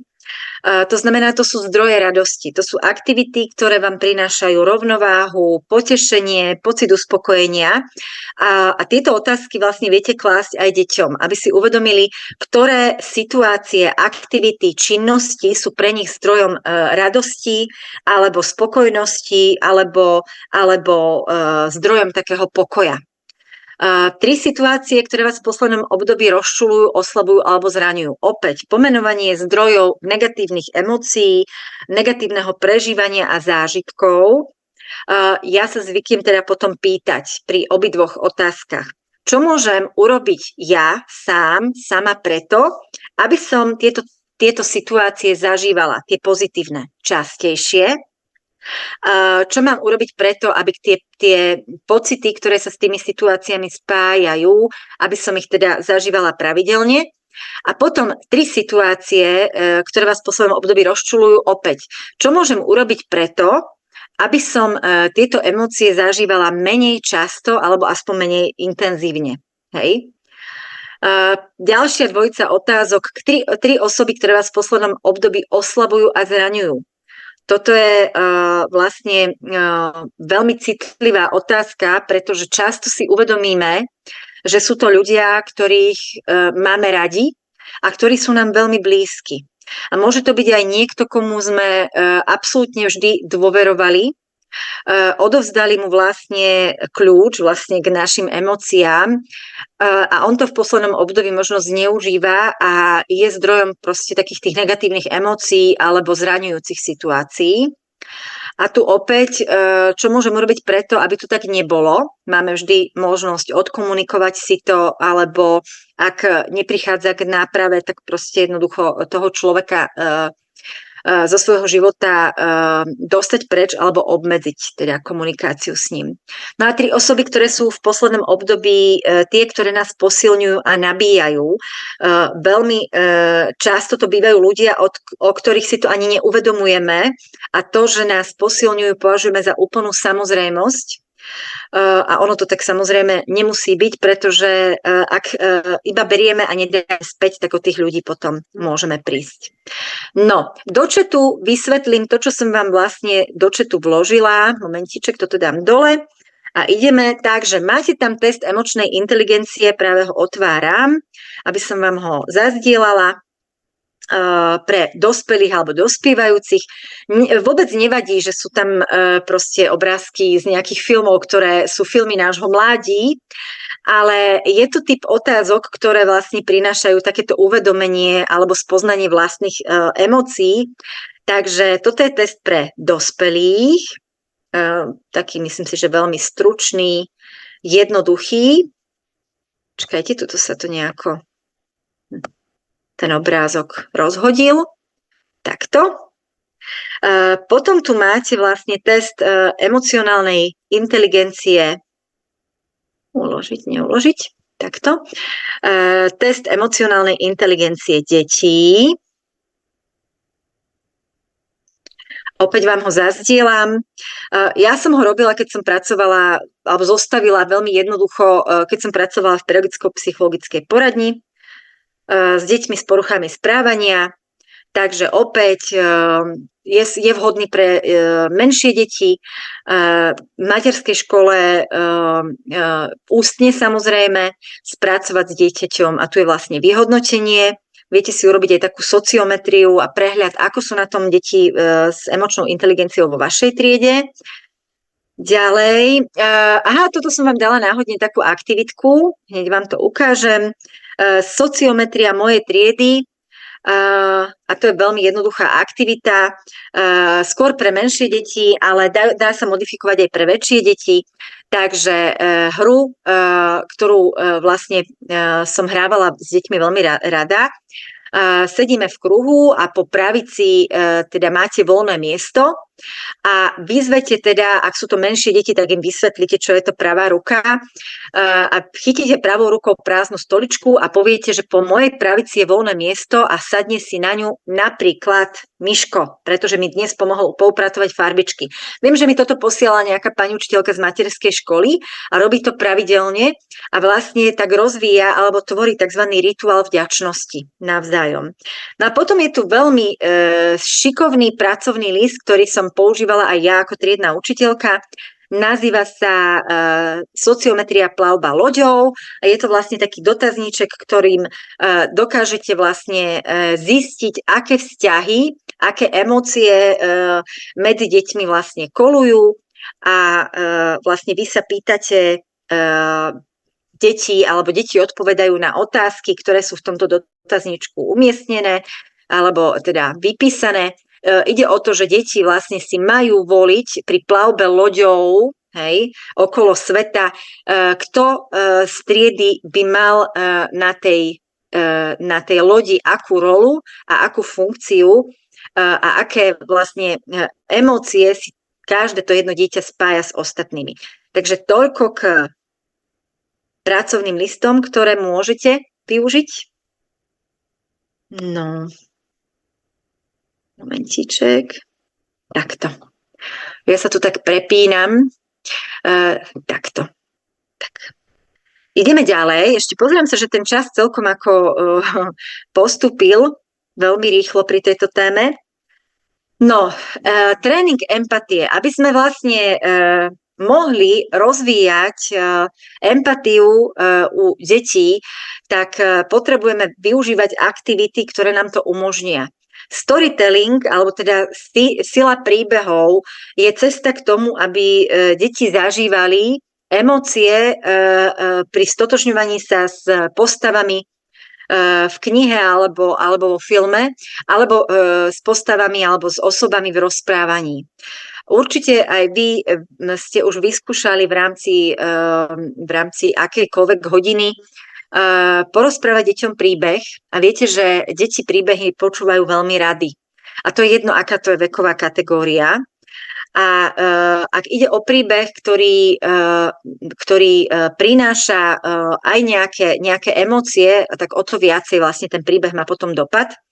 V podstate, ak deti čítajú nejaký príbeh a potom si ho spoločne reprodukujete, jednak rozvíjate nejaký pamäťový proces, ale aj rozvíjate empatiu.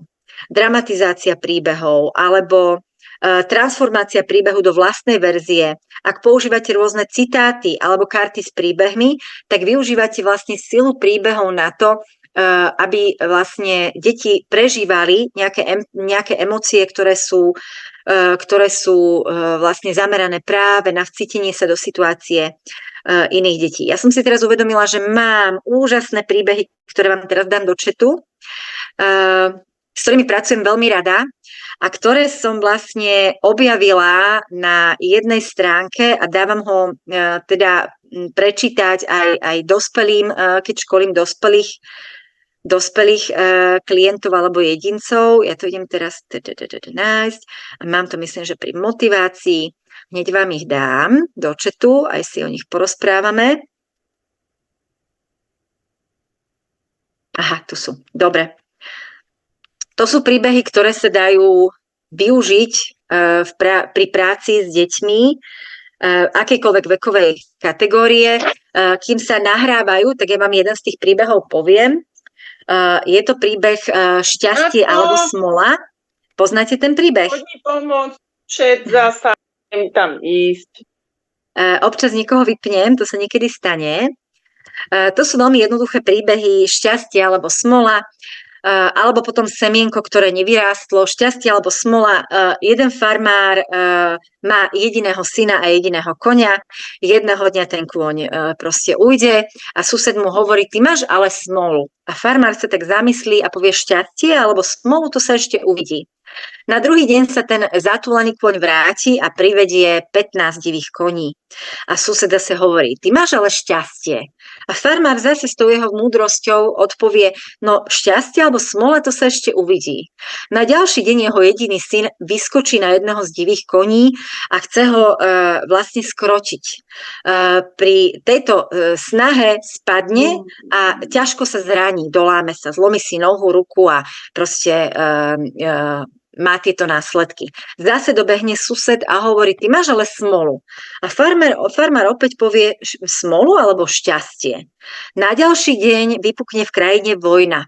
A všetci mladí muži musia proste do tej vojny vstúpiť a ísť bojovať. Všetkých z okolia proste zverbujú, musia narukovať, ale tohto dolamaného syna proste nechajú doma. A on vtedy opäť povie, vidíš, šťastie alebo smola. Alebo veľmi pekný príbeh na rozvoj emócií, ktorý tam máte, je semienko, ktoré nikdy nevyrástlo. Alebo ešte ďalšie, že dcéra, ktorá zažíva veľmi ťažké proste životné situácie a proste sa jej dejú veľmi také ťažké príbehy v živote, príde celá zlomená k svojmu otcovi a začne teda hovoriť, že prečo práve ja a zažívam stále proste nejaké starosti a ťažkosti. A ten múdry otec zoberie 3 hrnce, každý hrniec s vodou teda postaví a počká, kým voda zovrie. Do jedného z tých hrncov hodí zemiak, do druhého vajce a do tretieho pomleté kávové zrná. Keď sa voda dovarí, tak vysvetlí tej dcére, že vidíš, každý môže v nepriaznivých okolnostiach zareagovať iným spôsobom. Ten zemiak, ktorý bol najskôr tvrdý, pod vplyvom okolností zmekol. Vajce, ktoré bolo predtým krehké, zase spevnilo a je odolné. A kávové zrná úplne zmenili proste to prostredie, v ktorom sa nachádzali. A tá pointa znie v tom, že môžu nás stretávať aj náročné situácie a ťažké životné výzvy, ale je na nás, ako na ne zareagujeme. Hej? A práve takéto príbehy na zamyslenie sú takým veľmi dobrým spôsobom, ako s deťmi rozvíjať empatiu alebo emočnú inteligenciu. Ja som to robievala tak, že som vlastne tieto príbehy rozdala do skupín. Každá jedna skupina si mala príbeh prečítať, urobiť proste buď myšlienkovú mapu alebo osnovu a prerozprávať, zreprodukovať ten príbeh ostatným. A veľakrát naozaj som videla takéto hlboké zamyslenie, ale aj dojatie na záver tohto storytellingu. V podstate tá reprodukcia, ako som vravela, je spojením empatie a pamäťových procesov, čiže rozvíjame aj kognitívnu, aj tú emočnú stránku osobnosti. V podstate môžeme využiť napríklad konštruktívnu metódu, čiže dokážeme transformovať príbeh do vlastnej verzie. Ja som často deckám dávala napríklad zmeniť záver príbehu, alebo dopovedať príbeh podľa seba, alebo napísať, ako sa v tom príbehu cítili jednotlivé postavy, aké emócie prežívali. Veľmi rada používam vždy rôzne citáty a také silné afirmácie. No a môžete napríklad na rozvoj inteligencie, emočnej inteligencie vytvoriť deťom napríklad teplomer nálady. keď som ukazovala tie rôzne odtiene emócií, tak takýto teplomer dokážete vlastne vytvoriť na nástenku alebo napríklad nalepiť na dvere. U menších detí to funguje tak, že deťom vytvoríte štipčeky, na ktoré napíšete mená tých detí a deti po príchode ráno do školskej triedy pripnú svoj štipček niekde na tom teplomeri nálady. Hej? Vy tam tú teplotu a jednotlivé fázy toho teplomeru pomenujete. Alebo môžete vytvoriť emotikony, ktoré reprezentujú nejaké emócie alebo náladu. A deti pri príchode do školy majú svoj štipček pripnúť k danému emotikonu podľa toho, ako sa cítia. A počas dňa môžu, vzhľadom na to, že tá nálada sa im môže meniť, môžu ten štipček prepnúť niekde inde. Hej? Takže toto je taký jeden zo spôsobov, ako ich učiť narábať s emóciami. Ďalej, karty emócií alebo emočné karty. Ja sa pozriem, či ich tu mám pri sebe. Áno, mám rôzne. Momentiček, áno.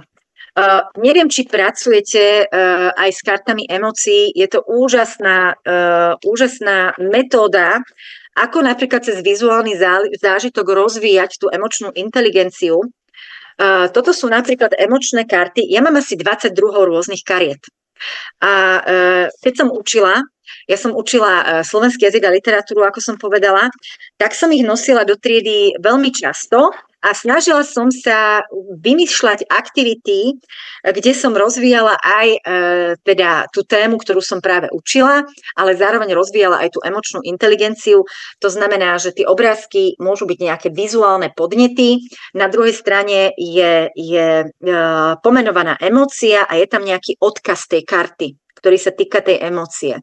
A táto karta, tuto mám úplne náhodou na vrchu, ale napríklad pamätám si veľmi silný zážitok, keď som mala poslednú triedu svoju, deviatakov, a viete dobre, že keď decká sú už prijaté na školy v máji, ešte potrebujeme dotiahnuť nejaké témy, ale v podstate oveľa dôležitejšie je, ako som povedala, vybaviť ich tými zručnosťami, ktoré im pomôžu potom fungovať na vyššom stupni vzdelávaní. Takže som veľmi často nosila tieto karty a buď sme pracovali s tými názvami tých emócií, to znamená, že mali určiť rod, číslo, pád, vzor, urobiť jednoduché súvetie, podraďovacie, priraďovacie a podobne.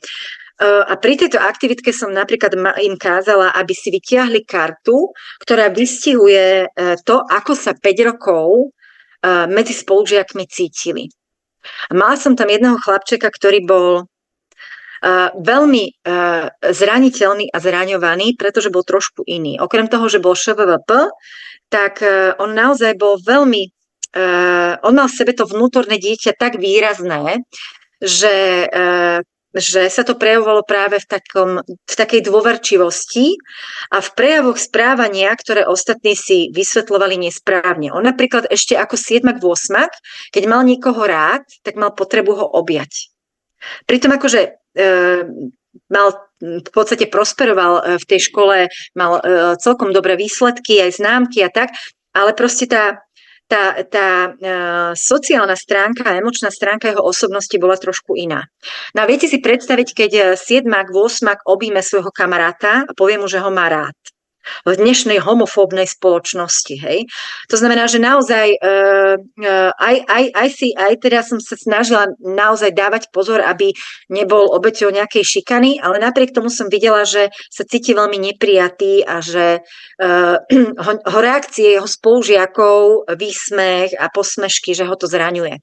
A na konci on aj veľmi málo rozprával. On prejavoval skôr svoje emócie cez to objatie alebo tým, že sa stiahol, schúlil sa a podobne. A na konci, teda keď som im povedala, že nech si vyberú kartu, ktorá vyjadruje to, ako sa cítili 5 rokov medzi svojimi spolužiakmi, on vybral túto kartu a postavil sa pred tú triedu, každý mal vysvetliť tú emóciu a povedal, takto som sa medzi vami 5 rokov cítil. Stratený, sám a bezradný. A mal som pocit, že čokoľvek urobím, nedáva zmysel a neukáže mi ten správny smer. A on to tak krásne aj naformuloval, že aj tí najväčší tvrďasi v úvodzovkách v triede mali slzy v očiach, postavili sa a skoro celá trieda teda mala potrebu ho objať a postiskať. A to bolo veľmi, veľmi silné. Takže toto sú napríklad emočné karty, skôr druhý stupeň strednej školy. Nemám tu všetky, len náhodne som vytiahla, ktoré tu mám. Toto sú úžasné karty, volajú sa Život je život. A tie nepomenovávajú konkrétnu emóciu, ale zobrazujú situácie, v ktorých sa môžeme ocitnúť. Sú teda rôzne, vám chcem ukázať napríklad pocit, že nás každý sleduje. Alebo že moje strachy ma ťahajú stále dole. Mám takú jednu obľúbenú, toto napríklad, inakosť, rozmanitosť. Hej, prijatie, že je niekto iný. No, pomoc, spolupráca, hej, opora, pocit víťazstva, prvé proste zaľúbenie. No, kde je tá moja tu je. Hej, že niekedy sa cítime takto. Niekedy nás pohltia strachy, obavy, neistota. A vlastne pri práci toto je hnev na niekoho.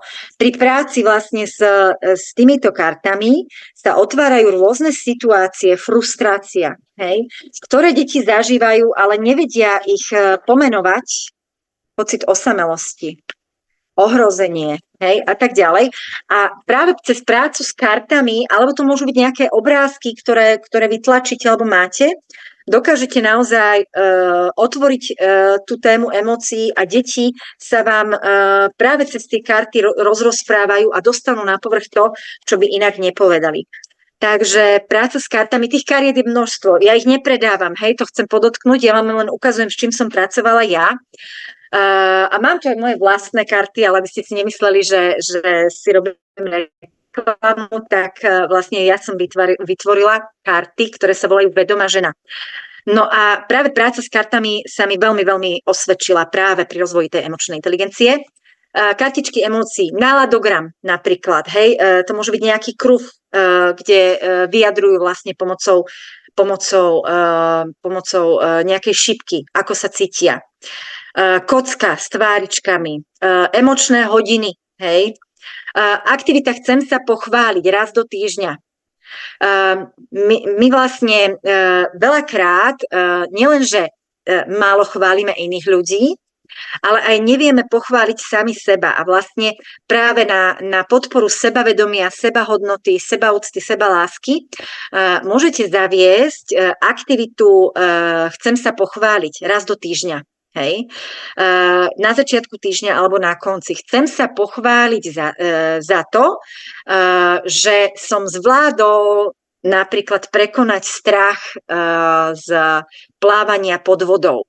Chcem sa pochváliť, že som tento týždeň pomohol spolužiakovi pripraviť sa na ťažkú písomku. Chcem sa pochváliť, že sa mi už darí znižovať emóciu hnevu a že vlastne mám ten hnev viac pod kontrolou. Ďalšia taká aktivita, ktorú som robila, bol rituál vďačnosti. Raz do týždňa sme si navzájom prejavovali vďačnosť, komu sme vďační, alebo vymenovali 3 veci, za ktoré sme boli v tomto týždni vďační. A môže to byť maličkosť. Milenka sa už odpája, lebo lektorka meškala, ale verím, že vám to dalo aspoň v takomto móde to, čo malo. Takže rituál vďačnosti. Napríklad nástenka komplimentov.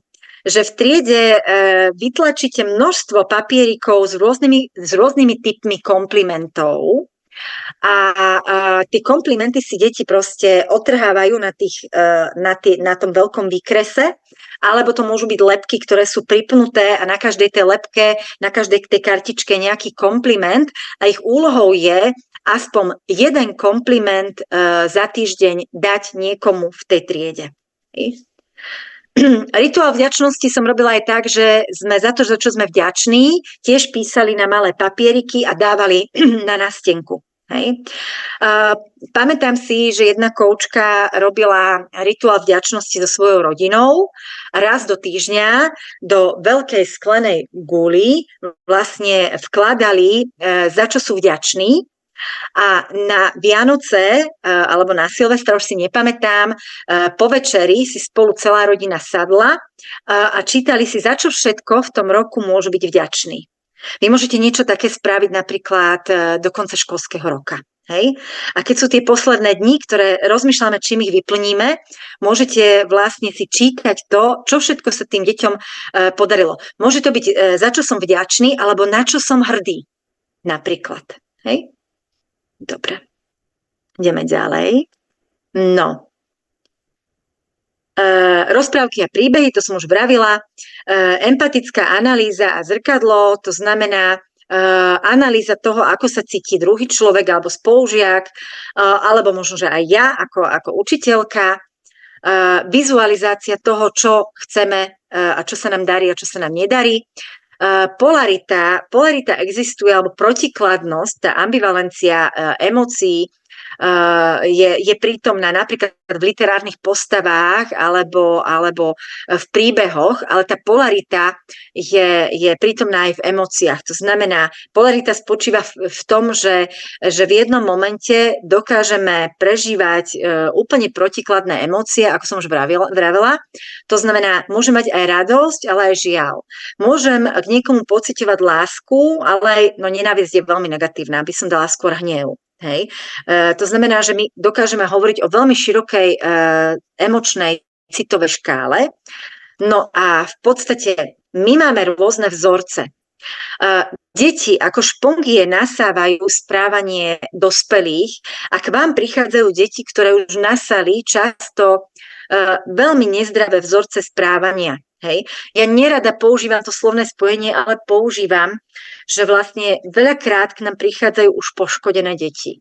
Prichádzajú s programami alebo so vzorcami správania, ktoré sú škodlivé nielen voči nim samotným, ale najmä voči ostatným ľuďom.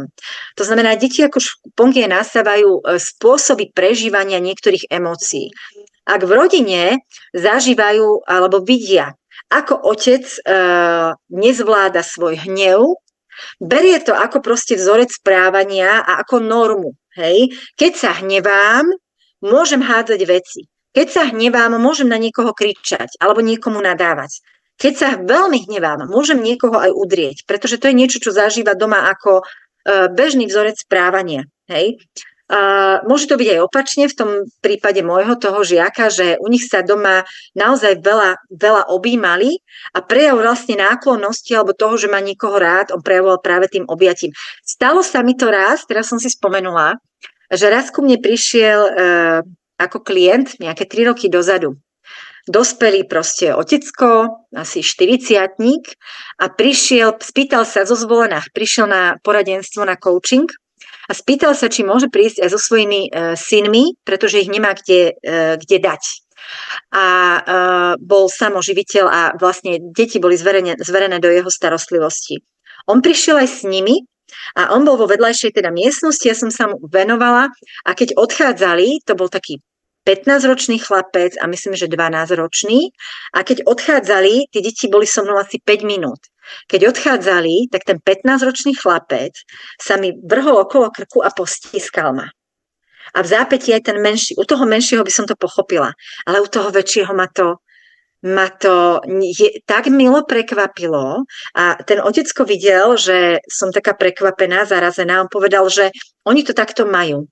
Keďže chlapci nevyrastali s mamou, on sa im snažil nahradiť tú emočnú dieru, tú prázdnotu, tým, že im prejavoval proste naozaj náklonnosť objatím, hladkaním, pochvalou, podporou a snažil sa im vynahradiť takú tú ženskú stránku výchovy.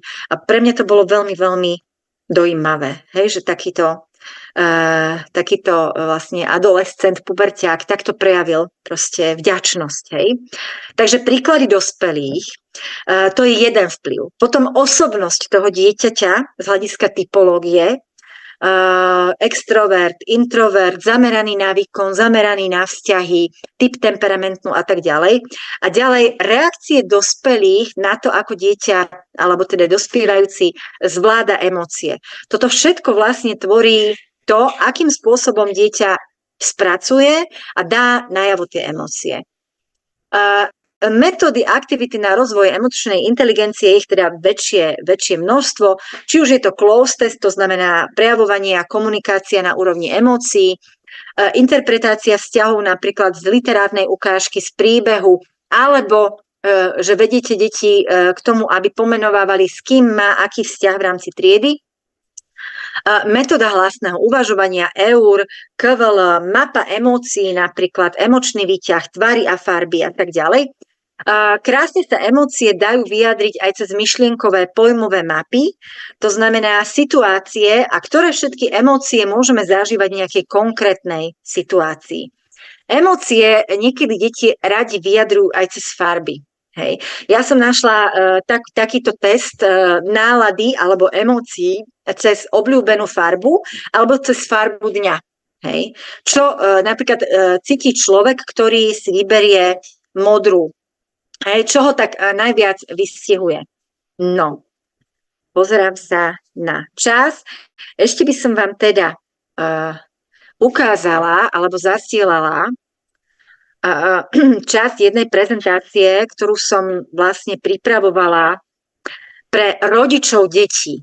Keď som bola triedna učiteľka, tak som v rámci rodičovského združenia aj vždy zvolila tému rodičovského združenia a okrem dochádzky a nejakých niekedy až nezmyselných čísel, ktoré prideľujeme deťom a ktoré veľakrát vyjadrujú hodnotu dieťaťa, hovorím o známkach, bodoch a percentách, tak som vždy urobila ako keby taký workshop pre tých rodičov a vždy sme mali nejakú tému. Čiže do pozvánky na rodičovské združenie som dala teda tie triednické záležitosti a potom tému rodičovského združenia. Napríklad spracovanie hnevu, frustrácie, ako komunikovať s dieťaťom v puberte a tak ďalej a tak ďalej, ako napríklad pracovať s hranicami vo výchove. A dozvedeli sa o tom proste aj v iných zariadeniach, nielen na základnej škole. A jedna pani riaditeľka ma poprosila, aby som prišla urobiť takýto workshop aj pre rodičov materskej školy.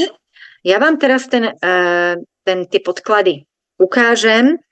A nazvala som to teda ako pripraviť deti na svet a svet na deti. A tá myšlienka, že je ľahšie budovať silné deti, ako opravovať zlomených ľudí, bolo také motto mnohých mojich rodičovských združení. A v podstate sme sa rozprávali o tom, že každý v rámci tej našej komunikácie má nejaké potreby. Nejaké potreby má dieťa alebo mladý človek, žiak alebo študent. Nejaké potreby a očakávania od školy a odo mňa ako od pedagóga má rodič a nejaké potreby má daná škola, materská základná.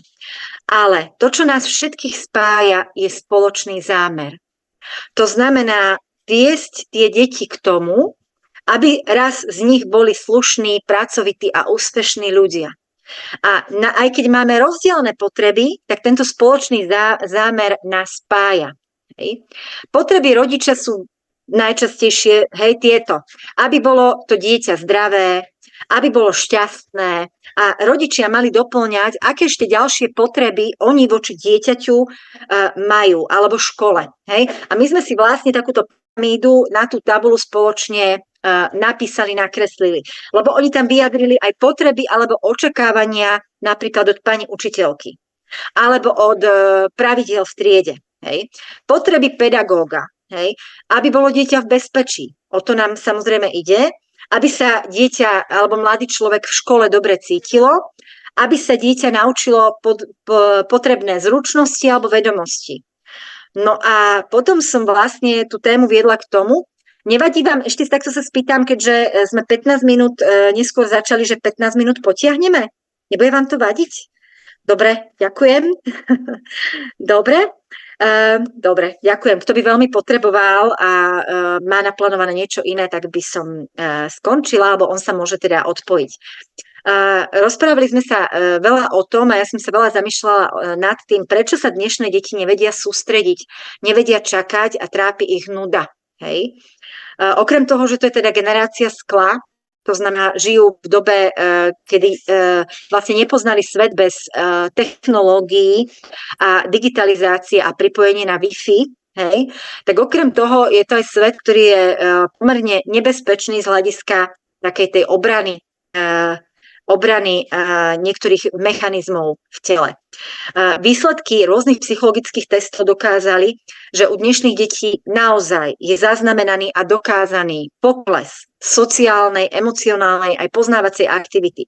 Sociálnej preto, lebo deti často vyrastajú a žijú v tzv.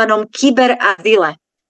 Veľmi ma zaujal tento výraz, čítala som to teraz nedávno v jednom blogu, že dnešné deti žijú radšej v kyberazyle, mimo reálneho sveta, pretože v tom online priestore sa cítia bezpečne. To je fakt. Hej? Takže preto pokles sociálnej zručnosti alebo aktivity, menej komunikujú, menej sa spoznávajú a tak ďalej. Pokles emocionálnej aktivity, to znamená, že tým, že spolu trávia málo času, tak vlastne nevedia pracovať ani s vlastnými emóciami, ani s emóciami iných uprostred bežných komunikačných situácií. A poznávacej aktivity, to znamená, že schopnosť kognitívne myslieť je takisto zmenená, pretože mozog dnešných detí sa už narodil do doby, kde potreboval zmeniť svoje fungovanie. My sme sa napríklad vedeli dlhodobo sústrediť na jednu vec. Vedeli sme napríklad niekoľko hodín čítať knihu, vedeli sme sa hrať rôzne hry, vymýšľali sme spôsoby, ako sa zamestnať a ako sa zahrať samostatne alebo s inými. A toto všetko už vlastne chýba, pretože tie deti majú veľmi ľahký dostup k zábave a k hre ako takej. A napríklad aj ich pozornosť sa prispôsobila dnešnému svetu. Ja som si to nazvala prskavkové myslenie. Pri tých hrách v tom kyberazyle oni neustále reagujú na rýchle zmeny. To znamená, že oni veľmi rýchlo prepínajú pozornosť z jednej veci na druhú. To znamená, ako prskavka. Tam vyprskne, zhasne, tam vyprskne, zhasne, tam vyprskne, zhasne. Hej? A ten mozog naozaj takto funguje. Hej? Má to aj svoje výhody. Tieto deti napríklad nemajú problém rýchleho rozhodovania. Hej? Rozhodujú sa metódou pokus omyl. Vyskúšam, uvidím. Toto sme my nemali. Hej? Takže naozaj dnešné deti majú rôzne prejavy, ktoré vlastne sú následkom dnešnej doby. A naozaj narastá počet detí s rôznymi poruchami učenia, pozornosti a tak ďalej, ale mozog je tvárny. My dokážeme tvoriť také podmienky a také stimuly a podnety, aby sme ten ich mozog formovali a trénovali. Hej. Najlepším úmyslom, aj keď máme ten najlepší úmysel, tak mozgy našich detí naozaj, napríklad toto som mala pripravené pre rodičov, nerozvíjame správnym spôsobom. Tu je vysvetlenie. Deti od detstva dostanú. Tým sa nebuduje tzv. Frustračná tolerancia, o ktorej sme už vraveli. Majú veľmi obmedzenú sociálnu interakciu, to znamená kontakt s rovesníkmi alebo s inými ľuďmi. Chcú a dostávajú len zábavu. S takýmto nastavením prichádzajú do materskej školy alebo na základnú školu. Oni majú predstavu, že proste tam bude niekto, kto im bude robiť zábavné aktivity a pani učiteľka bude robiť cheerleaderku. Hej, mažoretku a zabávať ho, len aby sa nenudilo chudiatko, hej. Nuda je nesmierne dôležitá, lebo nuda je prostriedkom na rozvoj kreativity. Hej, dieťa, ktoré sa nudí, vymýšľa, ako by sa zabavilo, alebo s čím by sa hralo. Samozrejme, že majú vplyv na tieto deti technológie a naozaj môžeme povedať, že deti dnes vládnu svetu. To, čím tomuto dokážeme zabrániť, je, že budeme naozaj stanovovať pevné hranice, pretože oni to potrebujú. Obmedzíme buď ako rodičia, alebo aj ako pedagógovia v prostredí školy prístup k mobilom a budeme sa snažiť obnoviť takú emocionálnu blízkosť. Hej. Na jednej reštaurácii, a možno ste to niekde aj videli, pretože každý, kto príde do reštaurácie, tak sa pýta na heslo k Wi-Fi a oni mali na takej veľkej tabuli napísané Wi-Fi nemáme, rozprávajte sa medzi sebou, vykričník. Krásne. Áno, oni sa spýtali, či to je heslo, hej. Takže dá sa to, len treba tomu rozumieť a treba chcieť a vedome to tvoriť. Naučiť deti čakať. To znamená budovať im trpezlivosť, hej. Naučiť deti od samého malička, od raného detstva robiť monotónnu prácu. Ustlať si posteľ, odložiť si, ja neviem, pyžamko, ale aj väčšie deti, hej, upratať si izbu, nie zodpovednosť za, ako ja hovorím mojim vlastným puberťakom, za ten mrdník, v ktorom žijú, hej, niekde v podkroví a tak ďalej. A naučiť deti základným sociálnym zručnostiam. To, čo poviem teda v závere a to, čo ja teda učím aj dospelých ľudí, je stanovovať si vlastné hranice. Učiť deti, že ak budú stále len dávať a nebudú mať vlastné hranice, tak hrozí, že do svojho života pritiahnu ľudí, ktorí iba berú a nemajú žiadne hranice. To znamená, keď deťom my alebo aj proste dospievajúcim mladým ľuďom vysvetlíme nejaké pravidlá a stanovíme pevné hranice, naučia si aj oni vo svojom živote tvoriť hranice, ktoré ich budú chrániť pred tými ostrými hranami tohto sveta a budú vlastne ich chrániť pred tým, aby boli takí zraniteľní, akými teda generácia skla je. No, napriek teda tomuto štartu do dneška, do dnešného webinára, verím, že som vám tému emočnej inteligencie za ten krátky čas, lebo 2 hodinky je veľmi krátko, trošku viacej otvorila a nasvietila a vlastne ukázala, že emočná inteligencia je naozaj postavená na základnej komunikácii o emóciách. Ak hovoríme o emóciách, aj my o našich, napríklad, či už sme rodičia alebo pedagógovia, a hovoríme o tom, ako sa cítime, pomenujeme, čo cítime, vysvetlíme aj sebe, aj deťom, prečo sa tak cítime a pomenujeme aj to, ako sa chceme cítiť. A keď naučíme tieto tri kroky aj deti, to je jedno, či sú to v materskej škole alebo na strednej škole, tak im dokážeme pomôcť v živote účinnejšie a efektívnejšie pracovať s emóciami. Emočná inteligencia, ako som už vravela, veľmi súvisí aj s emočnou imunitou, ktorá sa nazýva reziliencia. To je téma, ktorá mňa za posledných 5 až 7 rokov úplne pohotila. A okrem toho, že mám aj inovačné vzdelávania, aj aktualizačné vzdelávania, tak organizujem aj také víkendové tréningy emočnej odolnosti, kde prichádzajú dospelí ľudia, pretože sú príliš zraniteľní a zraňovaní. Takže ak v budúcnosti budete vnímať práve rozvoj svojej emočnej imunity ako dôležitú, tak budem rada, ak sa na mňa obrátite. A na záver iba teda vysvetlím, že telesnú hygienu robíme úplne automaticky a vedome. To znamená, keď prídeme po celom dni z práce, tak večer máme potrebu zo seba zmyť nánosy celého dňa. A keď sa proste osprchujeme alebo vidíme z tej vane, tak sa cítime ľahší a čistejší. To je telesná hygiena. Rovnako dôležitá a mala by byť teda aj pravidelná, je duševná, vnútorná hygiena. To znamená pravidelne zmyť zo svojho vnútra nánosy rôznych negatívnych emócií, situácií a zážitkov, tak, aby sme proste nemali to vnútorné prostredie, duševné prostredie zamorené negativitou a nespracovanými emóciami.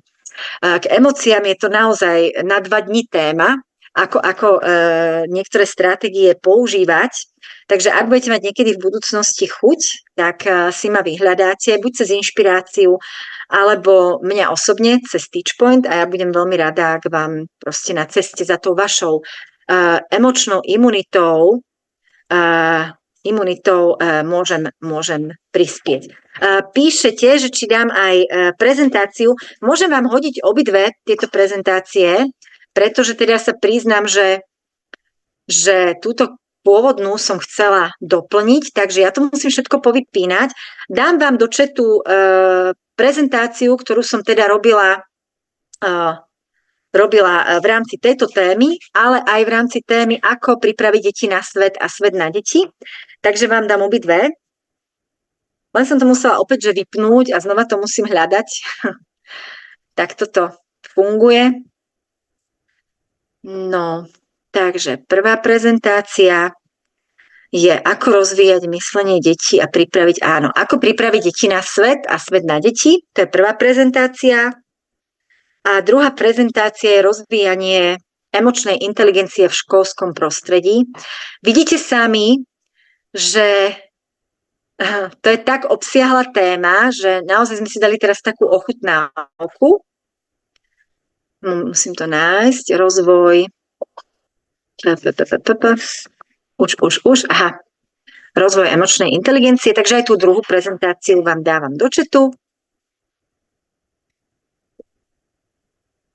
Tak, tu je. Nech sa páči. No a ja vám prajem, aby ste vo svojej práci, úžasnej práci, dokázali vždy nastaviť svoje emócie tak, aby ste sa vedeli prepojiť na emócie detí alebo mladých ľudí, s ktorými pracujete. Pretože tak, ako som povedala v úvode, možno ste jedinými ľuďmi v ich živote, ktorí im dajú pomocnú ruku v núdzi a ktorí vnímajú ako nesmierne dôležité to, ako sa cítia. A ešte mi teda na záver napadá takéto moje pedagogické moto. Hoci už posledné roky neučím, ale 22 rokov som učila a ja všade, kde prídem, hovorím, že som učiteľka. A moje pedagogické moto bolo, že som si vedomá toho, že po rokoch tie decká, tí mladí ľudia zabudnú nejakú poučku alebo pravidlo pravopisu, písania cudzích slov a tak ďalej, ale nikdy nezabudnú, ako sa so mnou na mojich hodinách cítili. A to je nesmierne dôležité. Vy zanechávate stopy v tých detských alebo dospievajúcich dušičkách, ktoré si budú so sebou niesť celý život, a dbajme o to, aby to boli samé také príjemné pamäťové stopy, nielen na vás, ale aj na školu a na vôbec vzdelávanie ako také. Takže ďakujem vám aj za zhovievavosť, aj za pochopenie. Som dneska zažila niekoľko adrenalinových situácií. Ráno som bola v Teleráne. Na raňajkách som bola u Alenky Heribanovej. Obedovala som s Magdou Vašariovou. Dotrepala som sa z Bratislavy do Banskej Štiavnice s tým, že všetko mám za sebou. Šli sme sa s partnerom prejsť a po 2 kilometroch mi volali, že mám webinár a ja nemám. Veď je piatok. A potom naozaj vysokým skippingom som dobehla tie 2 kilometre za vami. Ale je to dobrá skúsenosť, pretože to sú situácie, ktoré nás obrúsia. Takže trošku mám takú vnútornú výčitku, že som nemala veci dopredu nachystané, ale dala som to, ako som najlepšie vedela v danej situácii. Ďakujem vám za to, že ste tu boli.